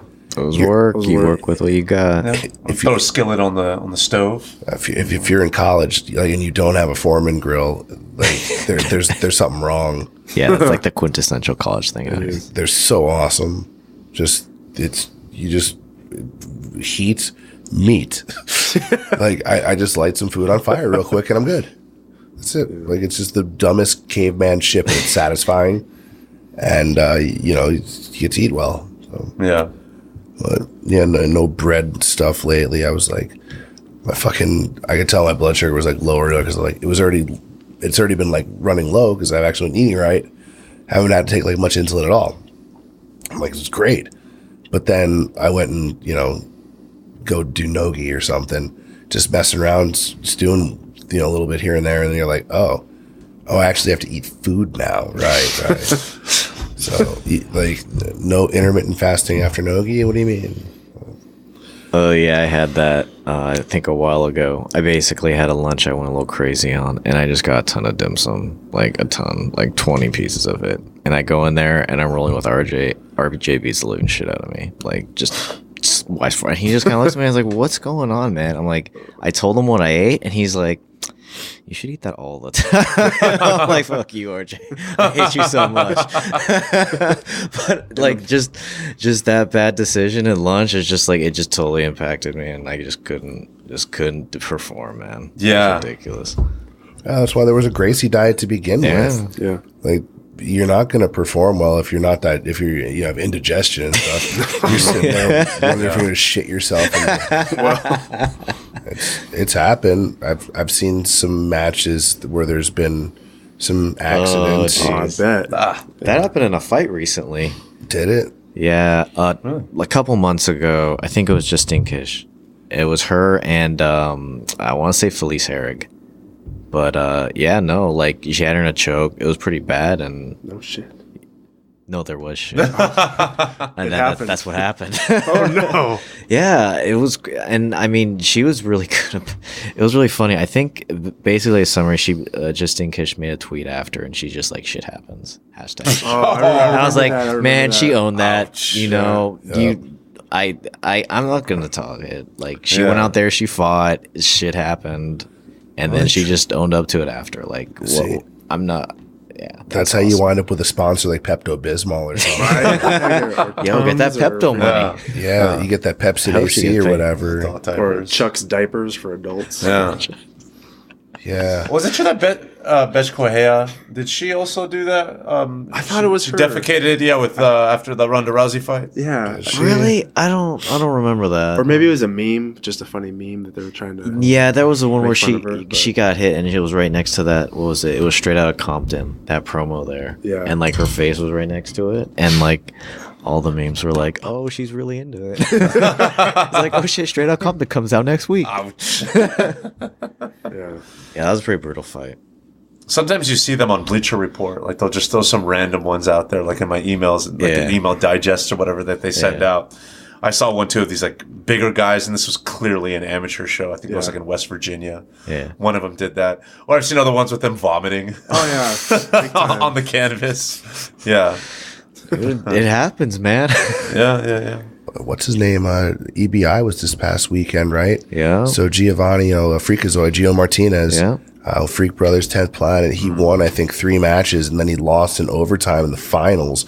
The guy had his stomach flu the whole time. He out of both. I think. Yeah, that's what I read. I knew he was at least vomiting before and after every match, and he's still out there like he strangled one dude. Damn. Yeah, wow. Like those guys are badasses, and there's some of the coolest people you meet. Like, He seems like it. Richie on your podcast? Yeah, he's really cool, man. I saw him like right after he won the what do they call it? The combat jiu-jitsu? Yeah. Right after he won that at EBI, he has the belt or whatever, and he's like, man, I thought you were come over. I was waiting for you to come by and take a picture. He saw me like kind of standing around. He's like, I didn't get the chance to say hi to him yet because the whole thing was packed. Yeah. Eddie and everybody's in the hallway, and I was like kind of making my way over. He's like, oh man, how's it going? Like, gave me a big hug and stuff. Talked for a while. Like, he's like the nicest guy. Like, for as nice as he is though, like he's a tough guy. I love that Gogo Plata that he threw up there on that last TBI he competed at. It was money. I thought he really did good at the combat stuff too. Like, I'm glad to see that's like kind of catching on a little bit. How tall is he? He looks pretty tall. He looks like he has some range for. So for his weight, he's like not much smaller than me frame wise either. Oh. Like, we're around the same height. Yeah. And for a dude that's 170, like, he's freaking shredded. And he has a big frame on him, like not quite as big as Keenan, but not much smaller. Like, and he's super flexible, pretty intense. Yeah. Yeah, and he's aggressive too. So he's what, like 6'2", you're saying? And he fights at 170? Yep, but shredded. That's some like Donald Cerrone stuff. Well, Cerrone even went down to 155, which was crazy. I always thought that was crazy. He fought his majority of his fights at 155, right? At 6'1", you know? Jesus. That's like that. I'm 6'1", and I'm like, man, 179.9. I gotta make that. Was he the one that would, cut weight at the bar? Like, that seems like he's always drinking Bud Light. Yeah, so I wouldn't be surprised. Yeah. There was allegedly a guy in the UFC that would get basically blackout drunk the night before the fight for the diuretic effect, and then just like puke and piss it all out the next morning and make weight. That sounds like Cody McKenzie. Oh, that was him? Okay. No, I'm just I don't know. shit. Please don't find me Cody McKenzie teammate. I just recall a really cool story. There was a knock at the door. Oh no. Well, dude, it was crazy. Like, the crazy one was, I think it was George Roop. He's like 6'1" at 135. What? Yeah. What, dude? He's like 6 feet at 135. It's just like, are you fucking kidding me? Wow. It was ridiculous. I'm not kidding, man. What does he walk around at though? I have no idea what his walk around weight was, but I think he started at lightweight and he moved his way down. Dude, I feel like the craziest I've seen is if it's probably Cowboy, Nate, or what's his name, Max Holloway. Because he's like 5'10", right? He's fighting at 145. Yeah, I think the one that really sticks out to me is that Brazilian, Gleison Tibau. Yeah. Like, that dude comes in at like 190, like fight night and fighting at 155. Like, that's fucking... Man, all that talk of like losing, remember the big thing about, whether Ronda or Cyborg was going to fight 135, 145. It's like, don't have to worry about that now. You got Ronda making her debut at Royal Rumble last month, and now she's going to be. She's supposed to sign her official contract. Like, she's already under contract, but the I guess the ceremony part of it is going to be on this Sunday on pay-per-view. So you're going to have more Ronda Rousey fans and MMA press covering a pro wrestling event. Oh yeah. So I'm kind of sad, at least for, and I know they probably put it together really quickly because of the main event falling out between Max and Frankie, but who is I don't even know who Cyborg's fighting. Like, I think it's the Invicta. Was it the Invicta? No, she's a badass in Invicta. Yeah, but like, to me, it seems like a big step down from Holly, right? Like, I saw that fight, and I'm like, oh, this is a really good fight, and this is another person who's like a pretty well-known name, and it's like, because Cyborg had been fighting either a lot of undersized people before. Not to say that Cyborg is talented, but it's just like, hey, I want to really see Cyborg in like a good fight, and like the Holly fight was great, but I mean, maybe we gotta find out a bit about this other person coming in, but like, I don't know her at all. I totally agree with you. What happened with Jermaine Durand to me? I mean, they were supposed to fight, and then she just vacated the belt and just dipped out. She's like, I don't want to fight Cyborg. Cyborg, take the belt. That's very surprising to me. I mean, considering that she's fought dudes before, like hard sparring with guys, Jermaine, and then she just wouldn't want to fight Cyborg. Like, Jermaine's striking scary. That's Mauricio Alonso. I guess they trained some under that Coach Curie and I think CSA. Oh yeah, in Dublin or Pleasanton, somewhere in the Bay, and her striking is legit. Like, so Yana Kunitskaya is that's a name that I've seen. I don't know how to pronounce it. She's Russian, bantamweight from Invicta. Let's see what her record is. 14. So it's 10-3-1. So what's the biggest name she's fought? And I'm going to offend some people because Tanya Evinger, she beat her for the title. Tanya Evinger's tough, but I mean, she's tough. She was a champion. Yeah, Tanya Evinger's tough. But yeah. Let's see. Tiny Evanger, actually, they fought twice, no contest. Oh, I remember that one. That was the one where I think the ref called the first fight off early for some freaking. I think she was either using the knee to pry her way out of the armbar, and the ref stopped it, called it illegal or something. So she beat her, and then they turned it over. They made it later a no contest or something. Yeah, it was weird. What was that? Was it a drug thing or? No. It was a call by the ref. Okay. That if that's what I remember. It was speaking of that. Like, did you guys see the Shevchenko and I don't know the other girl's name fight? The thing with Mario Misaki. The 215-3 strike differential. Like, this other girl was getting beat bad, and Mario Misaki just let her get near death. It's like, why? Who was the? I don't remember. She was a Brazilian girl, really tough, but like she probably got thrown. Like Shevchenko was just challenging for the bantamweight title, and you could probably argue one way or the other that she was either close or she even won. And her first fight in the UFC is Shevchenko. So Mario's Brazilian too. Yeah. This isn't the first time though, right? He's had some problems with this before with like bad stoppages. Yeah. I mean, was she protecting herself? Were they unanswered? I mean, were there a lot of unanswered strikes? She held her arms in front of her face while she was mounted and being punched. Okay, I'll have to watch it, but I'm inclined to take your word for it just on statistics alone. Like, that's a shutout. Yeah, it was pretty brutal. Yeah, I don't like watching that. There was the one fight I think with Chris Cyborg in San Jose. I think under the Strikeforce banner, where she was just beating the tar out of this woman. They wouldn't stop the fight. Was she Japanese? Was that Megumi? Was it? I don't remember. Maybe that was way earlier on, but like, yeah. This is one of her like later. I think this is after she was already champion, or I don't really recall. But we were there live. I think was that the Fedor getting beat by what's his name fight by Cavallo? Verdum, yeah. Might have been that event, and Cyborg just ate this girl, and it was like. The female referee, the white lady with the ponytail. Oh yeah, she also had some pretty bad stoppages too. Kim Winslow. Yeah, like this may have been one of her bigger, like her earlier big fights to call on that level. So I mean, benefit of the doubt, but at the same time, it was rough. I mean, there's some stoppage because there's been a lot of early stoppages where people complain as well. Yeah, and to me, real sorry you're not entertained, but these people.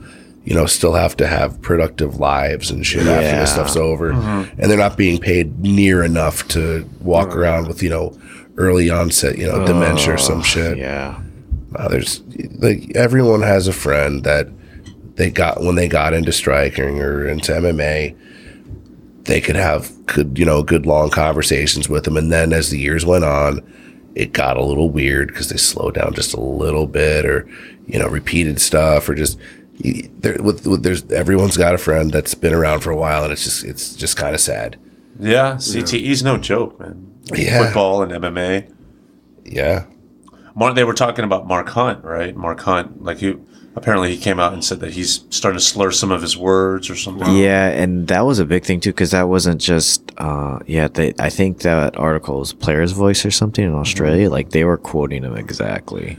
I hope the UFC listens to it, and that's one thing that you can say that like WWE has like they have their sort of finger on the pulse of, and a lot of people they got criticized because they had 300% or 600% more deaths or something like that than other sports of similar size, rosters or leagues or whatever. But their wellness policy is actually pretty thorough now, and there's a lot of guys. There's a couple guys that they had retire early because now they the traumatic brain injury and concussions and nope, can't do it anymore, and they won't clear him at all. And they've actually kept a couple of the bigger names like under contract, with like off non-active non-physical roles. Yeah, it's kind of a we're keep going whatever. They have full-time gigs, but at the same time like it's more it's sucks he can't be out there, but let's see what we can still make money together. Like, they had Chuck Liddell and Dan Henderson. Didn't they have front office jobs at UFC for a while? Yeah, them. Forrest Griffin still has his, I think. Chuck doesn't. Or he didn't for a while. I don't know if he does now. I think Chuck. It was a little after. Was it WME took over? Yeah, IMG, WME, yeah. William Morris, those guys. Yeah, I think it was like a month or two after they kind of came through and started clearing out those like little cushy legacy jobs. But like, they kept Forrest because Forrest was actually out there doing stuff, was what I read. Is he at the Performance Institute? Yeah, he's a big, I think, God, what do they call it? Like athlete ambassador or something. Because I've seen him in a few of the embedded, so I was just wondering if he's stationed there, if he just runs the whole place. I wasn't sure.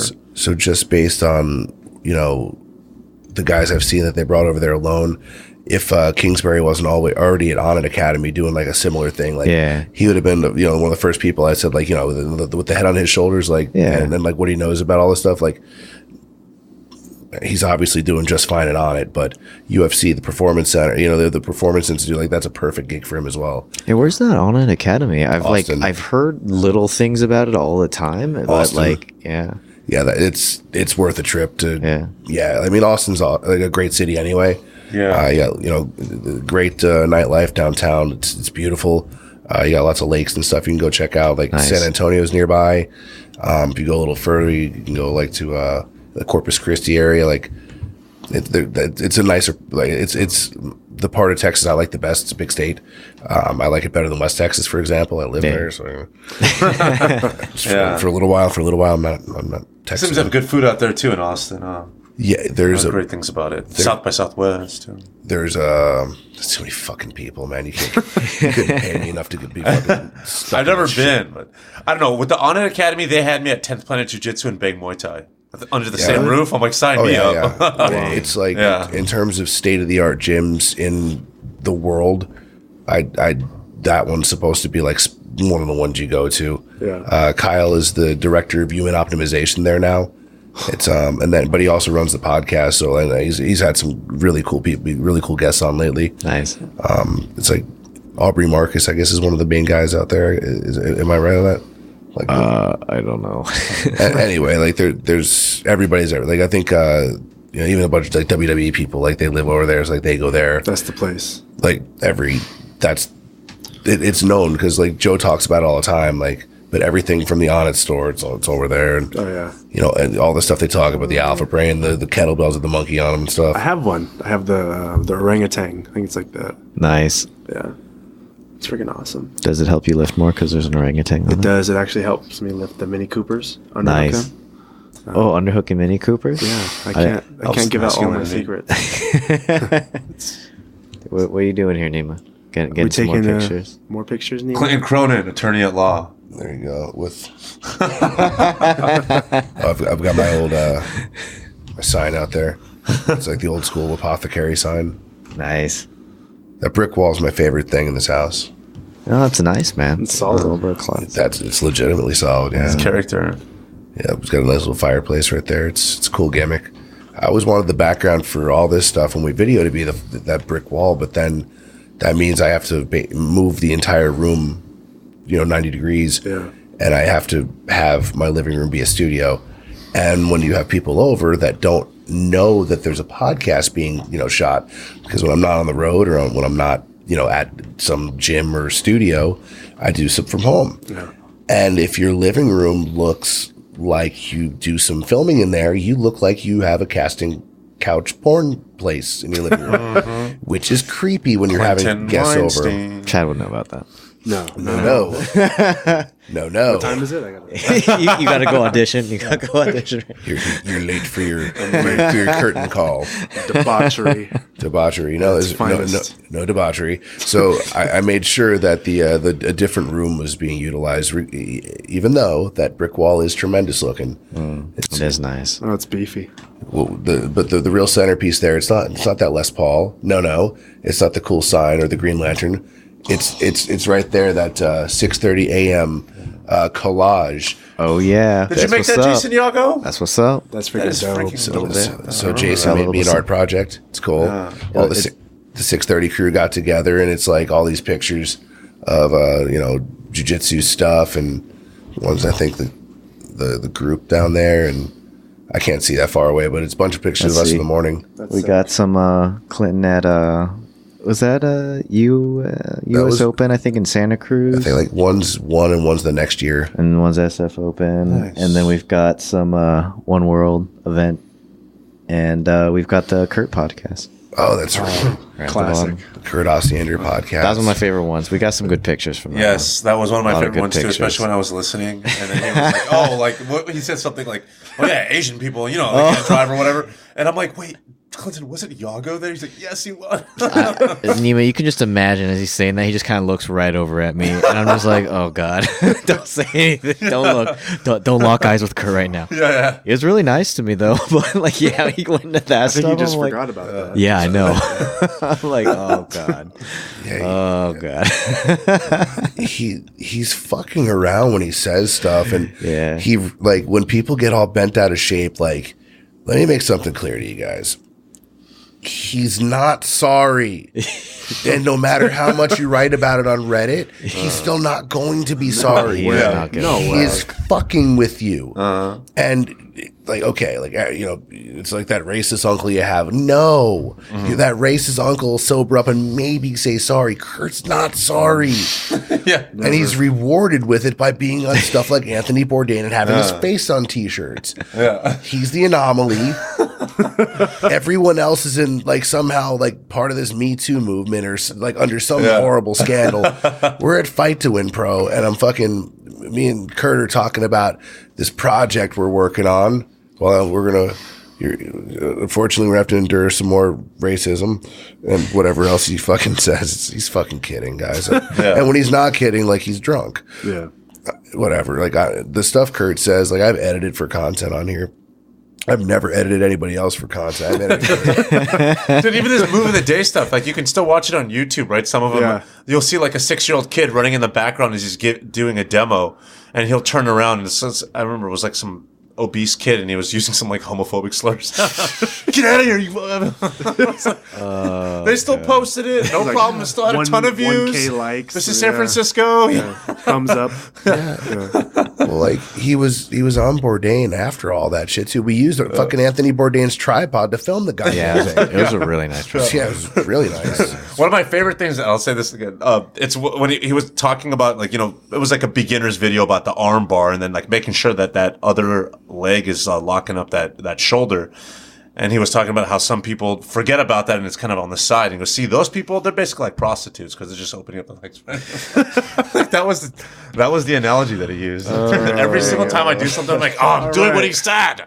I don't want to be a prostitute. Yeah. He's like, that's one of the more tame ones he said. Yeah, that's pretty tame. I thought you were about to say something real offensive, like. We don't. It's the San Francisco stuff. Like, it's the only one I've ever edited for content, and like, not because of censorship and stuff like that and whatever, and not because I'm afraid of offending people. I just don't want my stuff, the stuff I put out there, to be all fucking divisive. Like, I don't. Like, that's his, like, he says whatever he wants to say, and like, that's his persona. Like, he's Kurt. Like, he does whatever the fuck he wants. Yep. I just I'm a different human being. Like, I see things and do things my way, and that is like, if I don't have to say something divisive and I don't have to say something hurtful, then I'm not going to. Yeah. It's just personal choice, and like a lot of it, like, I didn't edit because it was like, that's Kurt, but like, there was a couple things where I'm like, I'm not putting that, because like, first of all, like, taking that out of context or like written down, like, if you say like, I heard that from this show, and it's like this kind of this out there thing, and we know he's fucking around, but it's like, maybe I don't want to be posting that, because I found, like, I realized that kids actually do listen to this stuff. Like, I didn't know that, and like, earmuffs. There are kids, and Not all of these are, 18 and up. Like I curse on most of them by accident. Fuck. Even if you do, not every parent is putting parental controls on kids. I mean, most parents don't know what the hell a podcast is. Yeah. Yeah. Big time. So like I definitely got feedback through the interwebs and contacted. There's kid fans of the stuff. Nice. Which, yeah, it's nice. But then I'm like, responsibilities. Where'd you hear that, Jimmy? Pull this Jiu Jitsu black belt, so it's pretty much gospel. Be like, no, I did not tell you to do any of those things. You're not doing Jiu Jitsu. That's not what I said. That's out of context. No, I don't know. I don't want to fucking. I don't want to be a scumbag if I don't be a scumbag. So if I don't have to curse, I don't have cursing. That's all. But yeah, but we were where I was going with this initially, and I'll be quick about it now because I've ranted and raved and rambled. We were at the Fight to Win, and he's like taking pictures with people, and he's like got the middle finger out. And I'm like, you gotta fucking ask for IDs on this, man. Like everybody looks young here. He's like, it's fine. Just don't put it on social media. I'm like, no. Why would anybody do that? Like, that's all it's for. Keep it in the camera roll. What are you They're gonna do talking about? fucking print it, laminate it, like T-shirts. He's got T-shirts. No, it's going on some fucking kid's Instagram. Dude, the first time I met him at US Open, I walked up to him and I said, I'm a huge fan of yours, man. What's going on? And he's like, really? Why? He just looked at me with stone face. Like, there was no laugh at the end, He's like, really? Why? Like, he was like disgusted by me that I was a fan of his. I think you'd be more receptive if you said, hey, Kurt, fuck you. Yeah. Oh, yeah? He's like, yo! Yeah, look, you too! What's up, bro? Yeah. I mean, he's like looking at me right now on this mic, telling me to go back to the gym and train. So. That's right.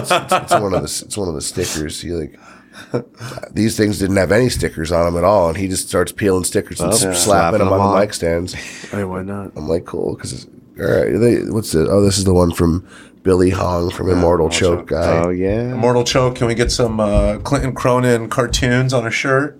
Shout out to Reno. Those can be ordered at his Patreon page, I believe, or immortalchoke.com. You can tell him whatever cartoon you want. Nice. And then like I've been a cartoon on his shit like two times now. Wait, can he really? Like, can he make a Ninja Realtor one for me? Yeah, you fucking pardon. You go to his Patreon page and you just you pledge like whatever it costs, and then he makes you. That's cool. Yeah. Do that. And then for a certain other amount, like he puts you in the thing. I don't know. Everybody had explained this to me after the fact. Like he came to the 6:30 class initially. Yeah. Oh yeah, I remember. And I didn't know. And you're like, oh, it's 6 o'clock in the morning. I was one of your students, and that guy Yago, he said, he called you by your last name. Let's see, you know. If you're a new fella, I just want to make sure you sign the waiver. Yeah. Alex will ask you about money. I just need to make sure if you break your neck, it ain't on me. Yeah. Yeah. Fair enough. And so that was, whatever. And then I would see Immortal Choke like pop up on Instagram on my like the story thing sometimes, or like sometimes. Yeah. And then Stang from Purple Belt from morning class, he's on here. He would talk about it. He would describe these cartoons to us every morning in pretty good detail. He could have just showed them to us. Yeah.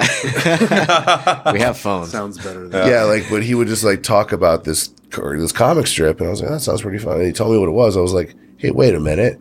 That guy listens to the podcast. Son of a bitch. Dude, Eric Stang, I need some honey. Yeah. I want to try that. I didn't even know that he was a beekeeper until the last podcast. Dude, his stuff's good. Eric Stang, hook it His up. Stuff's really good. Yeah. I saw I'm it. almost out. What's this sting to stang? What was it again? If you sting, he mentioned Don't get stung, get stang. There you go. Yeah. Then we were calling it I like hope we're not butchering that. the Wu Stang clan, like Yeah. 36. I don't know. I cut some little promo, like just like a Stang Wu Tang Clan related thing, and put it on his little Instagram story. He's like, dude, I'm using that. I'm like, yeah. That's a cool guy. I like him a lot. I haven't talked to him nearly cool. as much, but every single time I talk to him, that's really cool. Yeah, I've been training with him for, as long as we've been doing early morning class. Damn. It's cool. He's going to be taking over the early morning stuff over at one more. Sad to, I won't be training with him as much in the morning, but, Grace can get some more teaching. Brother's got to get paid. Yeah, Make it rain. Especially out here, yo. Yeah. Stuff ain't easy. Yeah. It ain't easy out here. No. It ain't easy. Yep. You ever seen anybody make it rain, but like without the money, like broke make it rain? What's broke make it rain? Like the so imagine like there's some sort of performance art piece happening in front of you on a stage with a pedestal or pole of some kind. And during this performance, it may be customary to kind of patronage. If there was like say some currency, like I don't know, dollar bills, or if you're in Portland, $2 bills, kind of like swipe your one hand by the other, and like it's like the money looks like it's raining on this performer. And if you it's so pathetic. There's so what's the broke version? The broke version is they just do the hand gesture and there's no money. Wow. Oh. So is that like a half-ass clap? Why? Like I don't get that. I don't understand. Why. I thought it was just going very slowly. No, it's just bummy. It's just like that is very, it's very just sad. like it's just sad. It's sad. It's like if I were to be sitting on a bus bench and just pretend like I was driving or something. It's one of those things. Hey, sidebar, have you guys seen the video of my dad making it rain? What? On the belly dancer? No. I think I did. This is on my Instagram at the Ninja Realtor. Yeah, that's no joke. Is there a or is it just Ninja Realtor? The Ninja Realtor. Because some guy took my I'm pretty shtick, sure I've actually seen that. Yeah, it's a great video of my dad. I did see him dance one time, and it was that was pretty dope too. off the charts. It was for his birthday. Yes. Yeah, and we rented a restaurant from him. We had a Persian restaurant. And they had a belly dancer. So he came through in the mix, and he just does what he does. Yeah, and he just started making it rain, and it was the best. And I'm glad that I caught it on camera.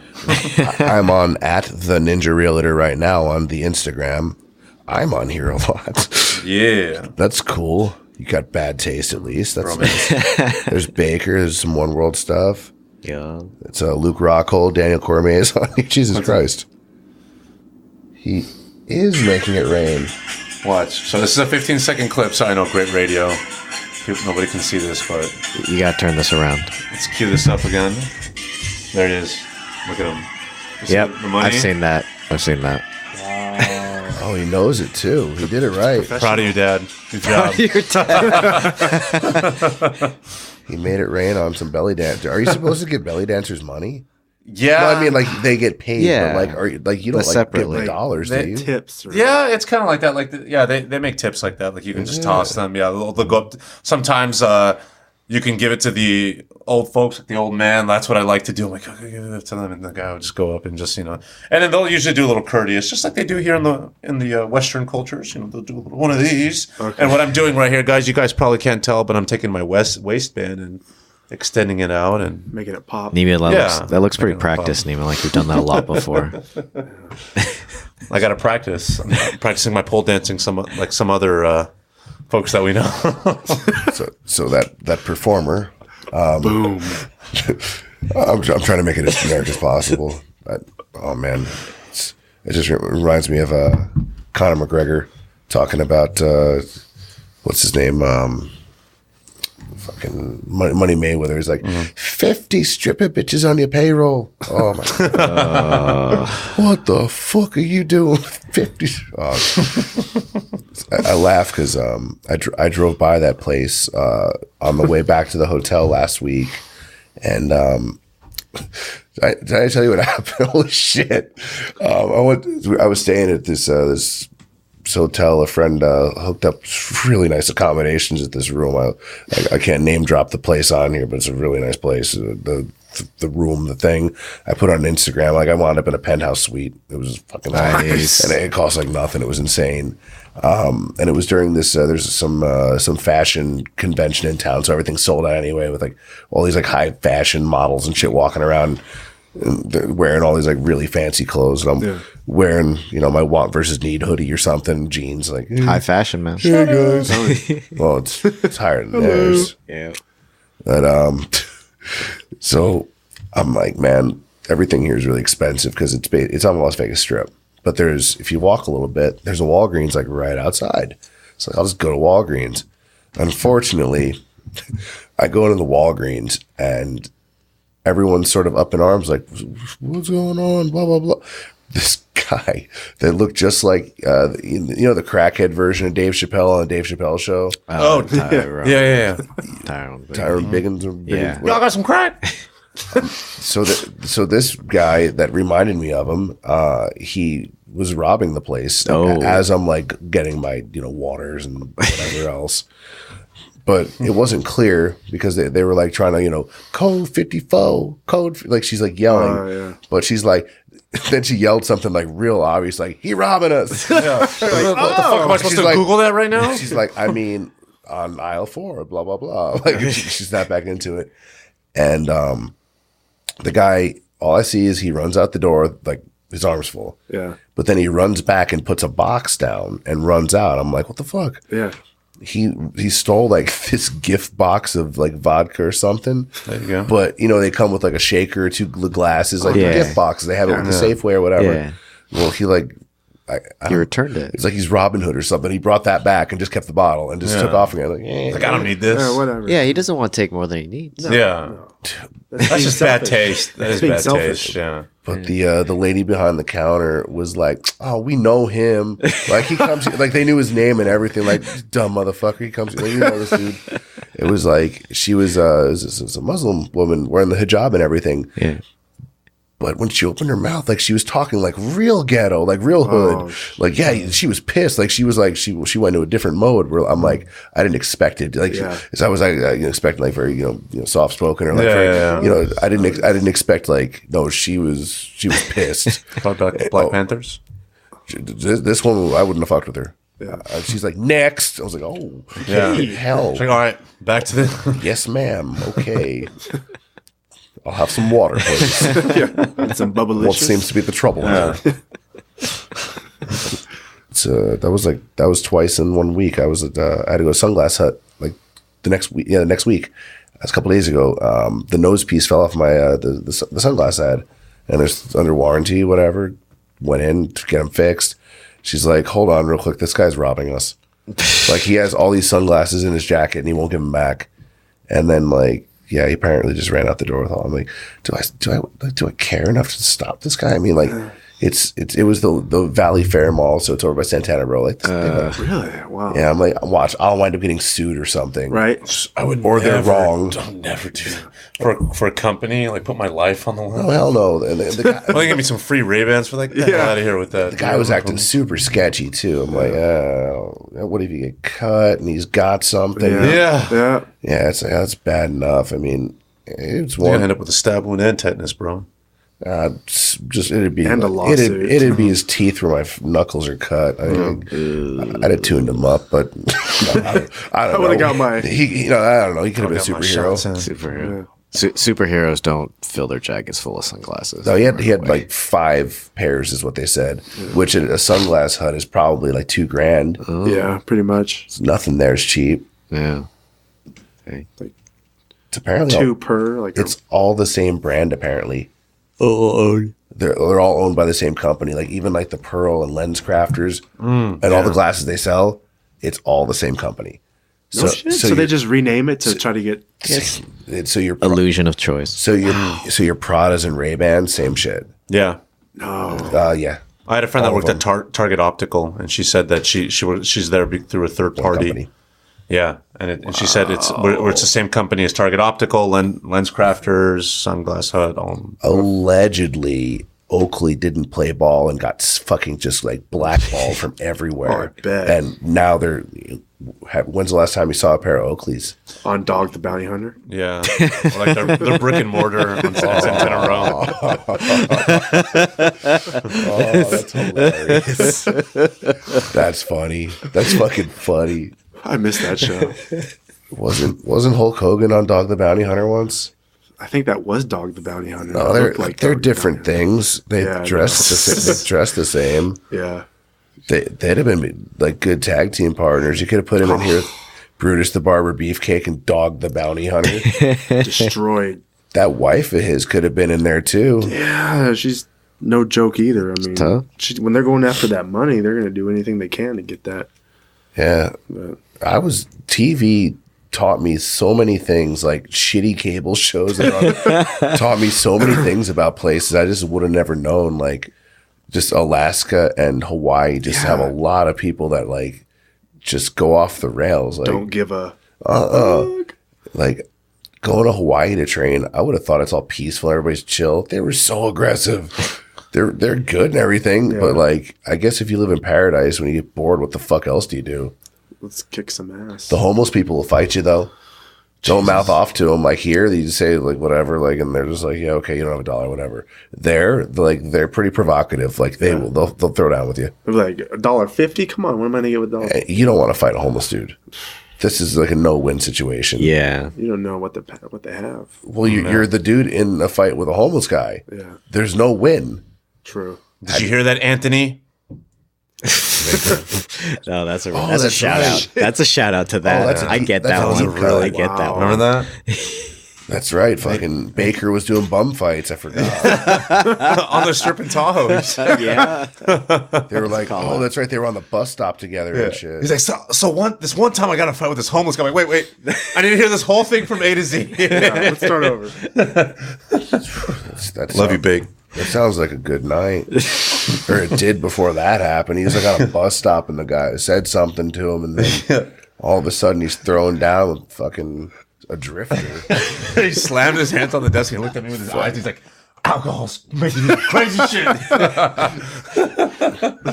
Did he have like a harmonica? Like, was he like... Right. I'm trying to picture like the different... Like, you know, like... The picture of the clown, but he's like the homeless clown. He's like a little sad one. Like, yeah. I always picture that where he like has that bundle on a stick that's supposed to be his bag. Oh, that the rambunctious tramp whatever. Just walking around. Yeah. Their little hobo satchel. You know, we're getting to deal like San Jose is starting to have a real like actual problem in terms of like homeless population. Oh, San Jose's always had a problem. It's like turning into a capital. Worse. Yeah. Well, they just cleaned out that one homeless camp. The jungle. Like, they just move. Yeah, no, yeah. They broke up an encampment and moved somewhere. I'm sure they all moved back in. I'm sure. There's been some where they have, and what they're doing now is they're building tiny houses. Have you heard of these like a tiny house? I heard the idea. I didn't know how far it went though. That's supposedly what everybody keeps saying in terms of like city officials. They're like, this is the thing. Like this is what they're doing. This is what they're doing. I'm like, all right, where are you putting it? Yeah. There's no. Shoot, I'm gonna move in to get a house around this neighborhood. Yeah, I mean, shit. Chad, I don't think a tiny house could hold you. It'll have to. I'm pretty sure it won't. This motherfucker's like Clifford as it is. Like the big red dog doesn't fit anywhere. Those houses are meant for me. They're not meant for you. Okay, my tail will stick out. And already, I'm not as big as Chad, but I don't fit in bathtubs at all. Like ever.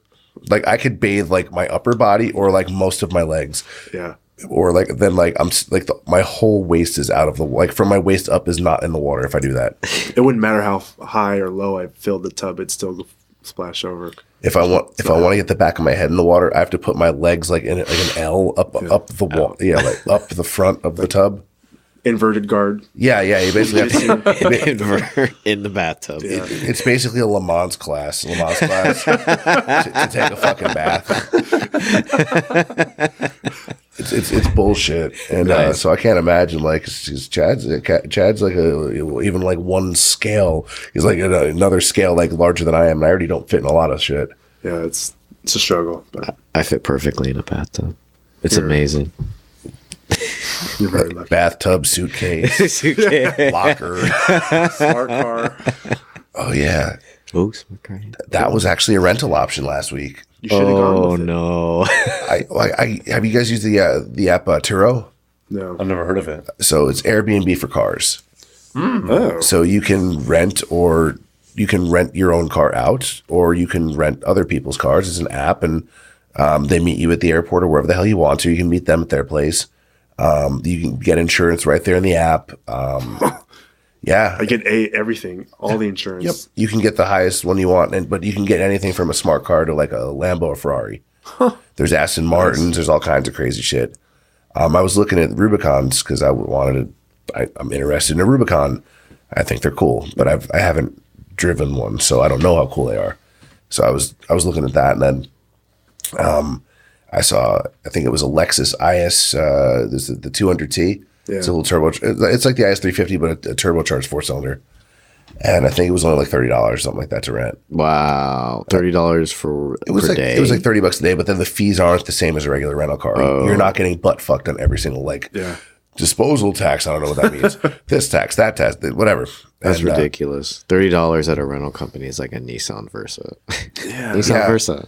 And I'm really good at coupon codes and getting. And I have all like my preferred reward shit on all the different rental companies. I'm pretty good about getting cheap rental cars, and as cheap as I could possibly get the one company that I have like points and shit on. Yeah, this thing was like a whole like level cheaper. Wow! And I was able to pick anything like Lexus, like BMW, whatever, like the entry level of those. But you had other options too. There's some pretty cool shit. I think the cheapest thing on there was a smart car. And I saw it, and I was like, "This is a death trap." The crumple zone is your body fat percentage. It's like you just squeeze your quad a little bit. You're like, "Well, that's how much we've got."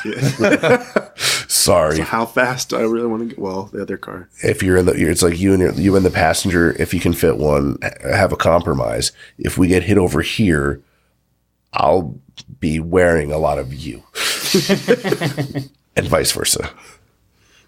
Like I just remember seeing one of my blind spot for the very first time. This when I lived in Vegas, like fucking forever ago.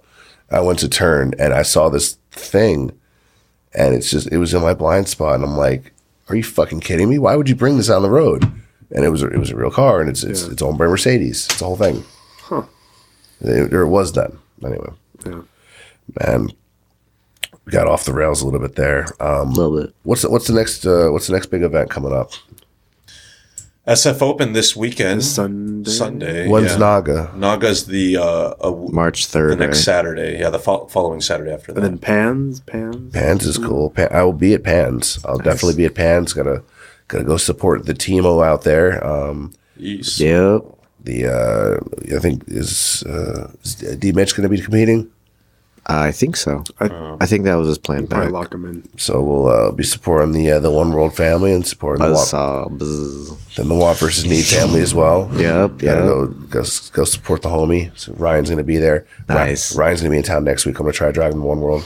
Nice. AKA, and I'll definitely be at Vinny Maglier's seminar on Friday at 6. That's I think the 23rd of February. I believe that's it. So this Friday. Yeah, I'll definitely be there. I can't miss that. $40. It's fucking easy. Yeah, and there's going to be a pile of black belts that show up to that because everybody loves Bryant. Nice. So I think they're both show your roll guys. So there'll probably be more of those along with them. Man, there's all kinds of jiu-jitsu, all kinds of opportunities for seminars and stuff. And I think anybody that wants to get better, wants to do more, it's there. I had one thought the other day about people wanting more. They're like talking more about like gyms that are more like competition oriented. And I'm like, well, if people are really interested in competition, it's like think about like what competition is, right? And if they want that more competitive rolling, it's like take it. Like, no one's telling you to be relaxed and talk about your fucking day. Like, where do you think that comes from? A competitive gym, it's like it's on the paint, it's not on the mat, it's not on the sign. It starts with the culture, and that's the people, the you asking the question, right? So if you're serious about competition, and so roll harder. Be the competitive guy. Be the guy that people are like, fuck this guy. Make people a little afraid of you. I'm not saying be an asshole, but pick up the pace. Like, get the roles you want to get. And I'm the nature, the spirit of competition to begin with is about one guy outworking everybody else. Just true. And you got people like, I don't know, this school, it's not as competition oriented. It's like, Well, if you're complaining and just taking your ball and going someplace else, are you? Like, is it like, are you trying to short circuit it, or are you trying to, fight and win? Because there's different ways to approach it. But if you want that, I just, I hear people asking questions like, my school isn't. I've seen this online a few times, seen it in Reddit. I've had people ask it, and it's like, if you want to get more, take it, like make it, like it's down to the people. There's someone else in that gym that wants it too. Yep. Then you'll roll with everybody at the speed you roll at. Some people are going to be like a little bit shy about it. They're going to stray away, and those folks aren't going to compete. And the ones that answer it, then there you go. Now you have someone for next time. But I don't know. It's just something that was on my mind the other day. Yeah, I mean, the moment you just get some people working together, you ask your instructor stuff like, hey, like you brought up before, and I heard from the other instructors too. It's like in competition, you find what works and where there's some crap. And so I remember when I got caught with something that last tournament, went over to Jake and I was like, hey, this is kind of what it felt like happened. I didn't have video, so I couldn't tell him. He's like, oh yeah, it's this judo thing, blah, blah, blah. And it's like, oh, okay, really going to pay attention to that now and just get that focus and all that. But I mean, you could still do that preemptively too. Just like kind of, go out there, go harder. And it's like, oh, I got caught in this. Okay, I've been getting caught in this. I should ask about this. Yeah, I mean, just... You came up to me. Remember, you just came to me like, all right, on Monday, we're drilling bow and arrow chokes. And for you, what did you say? I think it was like three-quarter mount or like half guard passes. Half guard passes, because literally when I was editing all those photos, it was just you sitting in half guard. Like you were on there, you were right there. And it's just like, here's you just had me by the ankle the whole time. In a different angle. Yeah. On top half guard. Still not passed. It seems like that's what his coach told me. He was like, all right, just pull guard and just keep him right there. Like, at least just keep him at the end of it. That's like, all he did. Don't give up that point. Yeah. Don't give up those points. But I was just like, Nima, we saw way too much of this. I saw it from all different angles. I got all those photos. I just go through them right now. It's like, but you even have a duck face in one of them. Man. You're Snapchatting it. Nima caught the camera, was there, started posing from top half guard. I'm like flipping this guy off because I'm like, this is such a bitch move that you're doing. He's like, Chad, can I borrow your underhook? Then I got caught with that. So I was just like, no, this is what we're doing. Yeah, I mean, it's just about, it starts with being present, showing up for the damn warm-up, showing up, doing all the drilling. If you're getting caught in something, stay after. And you can tell who competes. Like there's at every gym, like the first guy on the mat, last one off, and it's like, surprise, that's the one that's medalling a tournament. Surprise, that's the one that actually competes. Surprise. So it's pretty obvious. And I mean, the people that they're complaining they're not getting their belts fast enough and all this bullshit, like, well, take it. Like, it's there. No one's saying don't work harder. No one's saying don't impress the freaking instructors. Yeah. It's just do it. Like, there's opportunities. It's like, it's only you and your own, mental / emotional barriers or why you aren't doing more. Well, I don't have time for it. It's like, you found the class. Well, I don't have time for it. You found fucking Game of Thrones. I don't know what the fuck to tell people. Everybody has a certain amount of time. It's just the fact of what they make time for and what they don't. That's what it boils down to. Yeah, if it doesn't make your cut, it doesn't make your cut. But don't act like a victim about it. That's just because you put it towards, I don't know, family, Xbox, whatever the case may be. Sitting on the toilet. Family, Xbox. Or like, I don't know, your pet or whatever. Sitting on the toilet, fucking Tinder, with you too. No, I mean, for me, it was just all. See, when I was training, blue, purple, I was just trying to figure out how do I get to the next level. What do I have to do? So every day, if it's 24, if I'm in 24 lifting, I'm like, how can I improve my jiu-jitsu? How can I get better? How can I, last? I need to last on the mat. I want to do the X, Y, Z, and then just staying after, asking questions and drilling and being on the mat. Going to open mat on Sunday, it's a big eye opener to see how you can compete against other gyms. Yeah, it's I started following your lead to that too. Yeah, and then credit to Buzzsaw. When I saw him last Sunday, he said, I like rolling with you, but I like getting roll with different people from different schools, so I get a feel of, you know, that big group of you never know who's going to walk in there. Yeah. Exactly. And he's always really big. He's always like, train with everyone. Go to different schools, scope it out. Yeah, learn from them. You just got to dive in there. Mm-hmm. Yeah, it's definitely the seminars. You always bump into people. Like we were sharing a mat with Catherine Perret and Leo Vieira and Mackenzie Dern a couple weeks ago. Just like casually, like they were just chilling right there. Nice. Like it was normal. There was like a line of black belts in the front. It's like you bump into all these people in California in the Bay. It's like you're like, oh hey, it's like yeah, I know you. That's good. Yeah, it's like I bumped into Bouchesh at like fucking more than a dozen things last year. Like, oh hey buddy, how's it going? Dude, even at One World, like we have some like at AKA Sunnyvale, we have some pretty awesome like black belts. Like we have half a mat. Right. And then there's times when I'll look around, I'm like, wow, we have 4 black belts on the mat right now. Yeah. And that's super cool. Right. I mean, it could be like you, Hank, Jake, and Vu. And the fact that like all of you guys, I'm like, that's super awesome that we have that. I mean, because most schools barely have one. Right. Yeah. Keith was talking about when Keith was on your podcast, he was talking about when he'd go to Germany for his company. Right. And like, oh, you're a black belt. All right, you're teaching the class now. Oh, yeah, man. It's a big deal. Like, I mean, I didn't have that. We didn't have no 4 black belts. Like, we didn't have that in county at sometimes. Yeah. Like, so it's a different world now. So it's crazy. And then the level's always fucking going higher and higher. And you got, you know, amazing coaches out there doing, you know, these podcasts. Like, you know, John Danaher and, you know, talking about this leg lock system and stuff. It's just gonna. Oh, that was dope. Yeah, that was a great episode. Like, I actually went back and watched some of the video clips too. Like, I don't always watch the videos that go with it, but I wanted to see that the Cyborg Ryan. Gordon Ryan that match. Was a great breakdown. But why Joe Rogan? Why is he doing that? Oh God, that was poor guy. He was so digging that one. You knew he was just waiting to say it when he asked Joe, and then Joe's like, I don't know, and he's like, that sounds like a 10th Planet black belt. I was like, damn. Ice cold. There's only 10 Planet black belt. But I think it's so cool because, like, you know, you've got one school that's like hosting these big events, and then you got the other school participating. But it's like it benefits both of them. Yeah, it's great for jiu-jitsu. But yeah, like when he dropped that thing, and I was like, oh god. When Rogan does a lot of kettlebells. You can take one of these stands right here, and be like, shut out of my studio. Oh, you're not gonna do that. Come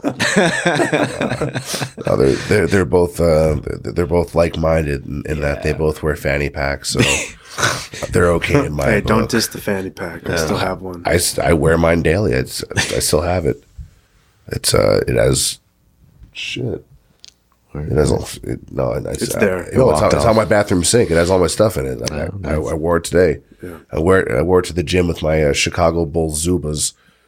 Nice. Fanny pack, rash guard, and hoodie. The zip up hooded shirt. That's all you need. No, I'm waiting for Al to make some. I'm like, this is what it has to look like. Yeah. Need this logo here, this logo here. Like, I want my whole like uniform the way a cartoon character. Like, remember Doug? Yeah, Doug. Yeah. He opened his closet. It was the same exact outfit, just across. Yeah. So I want my cartoon.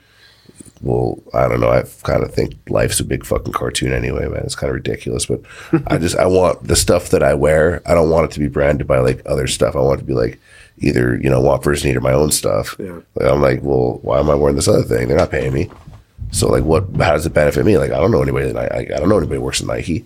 Yeah. I don't know Michael Jordan. Yeah. It's like, so why am I still doing this? So I'm like, well, maybe I could do something else. So that's just this thing I've wanted to do for a while, not wear other people's shit. So you know what looks good though that I keep seeing pop up on Instagram is that gunmetal hoodie from Dojo Outfitters. I want to get that.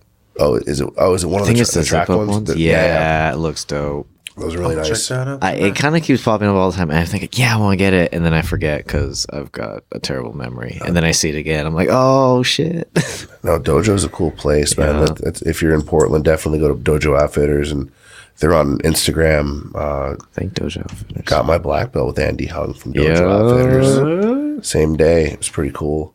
He had a whole speech. He's teary-eyed. Oh man, they had a big story with it. Yeah, it was a good story. It's a very good story, man. Because it was him and Jake, right? I guess they trained together. Yes, years. Yeah, Jake, him, Louie, and like him. I think I got Sushi as well for a while. Yeah, that's awesome. Yeah. So they were a whole San Jose State judo guys going way back in the day. Yeah. Yeah, man. Dojo Outfitters, quality guys, quality place. That was dope. Wow. Yeah, I like the color.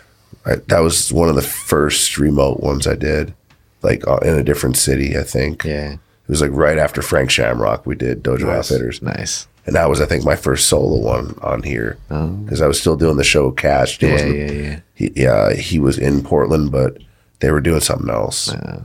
Or they left it the day early or something. Something. Yeah, whatever it was. It was a good time, good people. Like, he sent me home a whole bunch of gear. I was like, yeah. It's pretty stoked. I still have a bunch of hoodies, so wear them all the time. Nice and warm. Dope. But yeah, man. Yeah, they also carry Katara belts, which are those really nice ones. You talked about that before. Yeah, that's the belt to get, man. That's well, besides, there's Watt versus Nima coming out soon. Dun, dun, dun. That was like something that we weren't going to do. Al wasn't going to do at all. Now it's going to happen, so it's pretty cool. It's happening. That's dope. Yeah, it's happening. There's a whole bunch of stuff coming out soon. I can't say or speculate on the air, but because they just came out with like their HBA like membership thing. I saw that. Homies Before All. It's pretty cool. Like the way they have it set up. Like the Facebook, there's a Facebook group and stuff.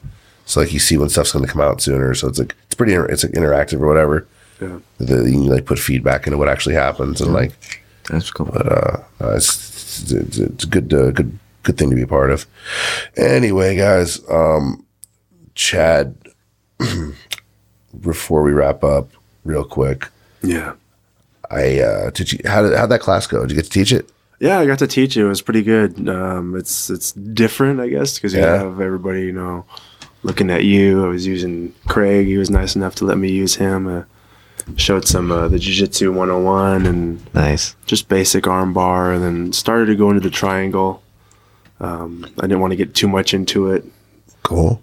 Just basic entry, shooting the one arm in, one arm out, and just locking the guard, high guard.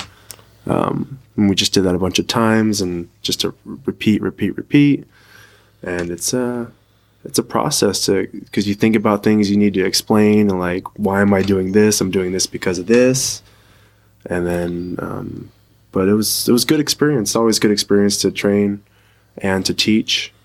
Yeah, it's different. It's a totally different thing, huh? It is. Yeah, it makes you, I want to say, respect it more when you're teaching it, because, I mean, you don't want to be that guy who's in the class not paying attention or, now you notice them, huh? Yes, you do. Yeah. Well, yeah. I mean, and then I'll put myself out there. I know I've done that once or twice before. I see somebody, I say, hey, we'll start talking to them when there's a class going on. But it definitely opens your eyes and makes you respect the teaching. Yeah, it's you first start doing it. If you're not used to talking in front of a bunch of people, it's different, right? Yeah, so big time.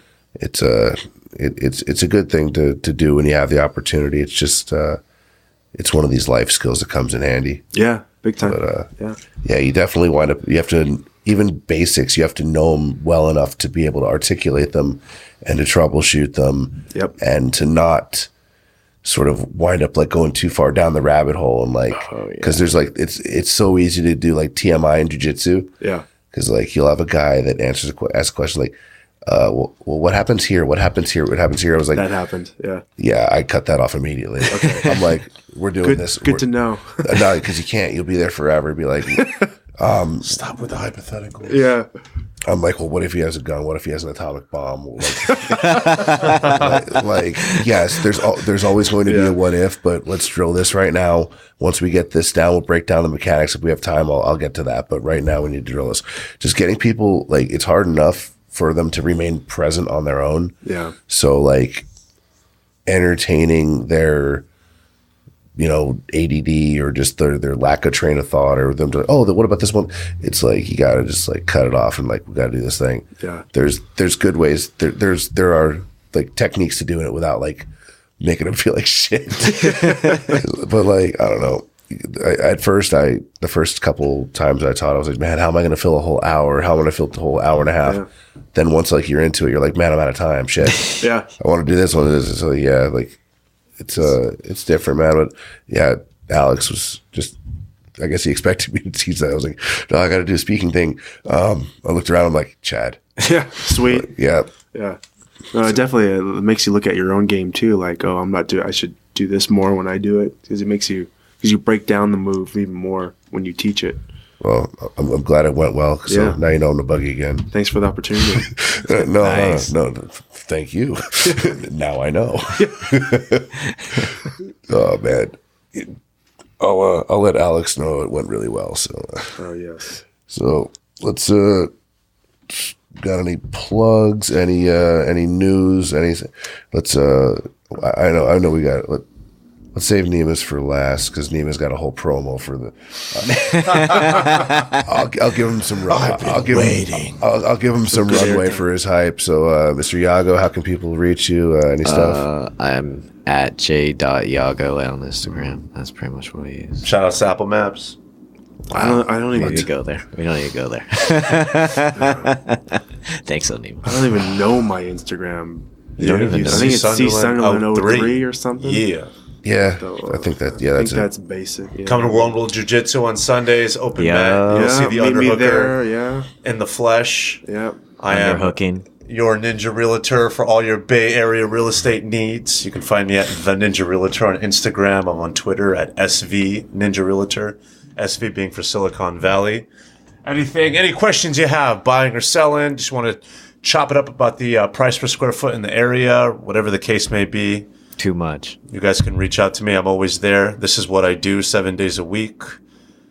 My life is all about combat sports and real estate. So you want to talk about either of those, reach out to me and I can talk to you forever.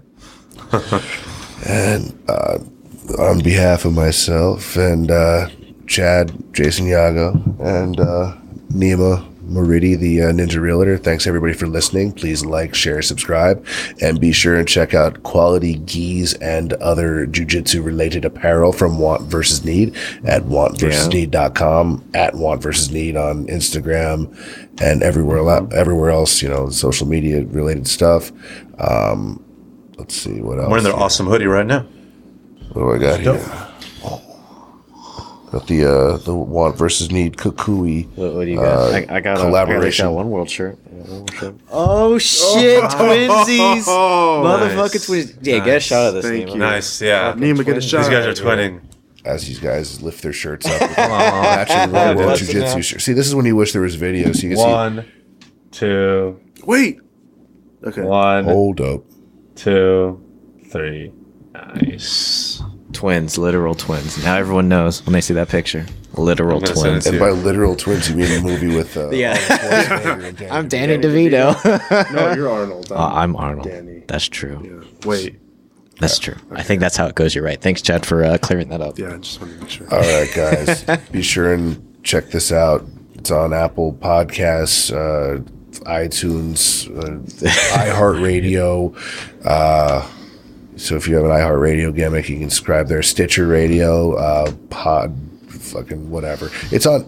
The podcast is available at any place that high quality on demand digital audio can be found. Subscribe on YouTube. Follow me at Clint Cronin and Cronin Club for Life. Thank you. Peace.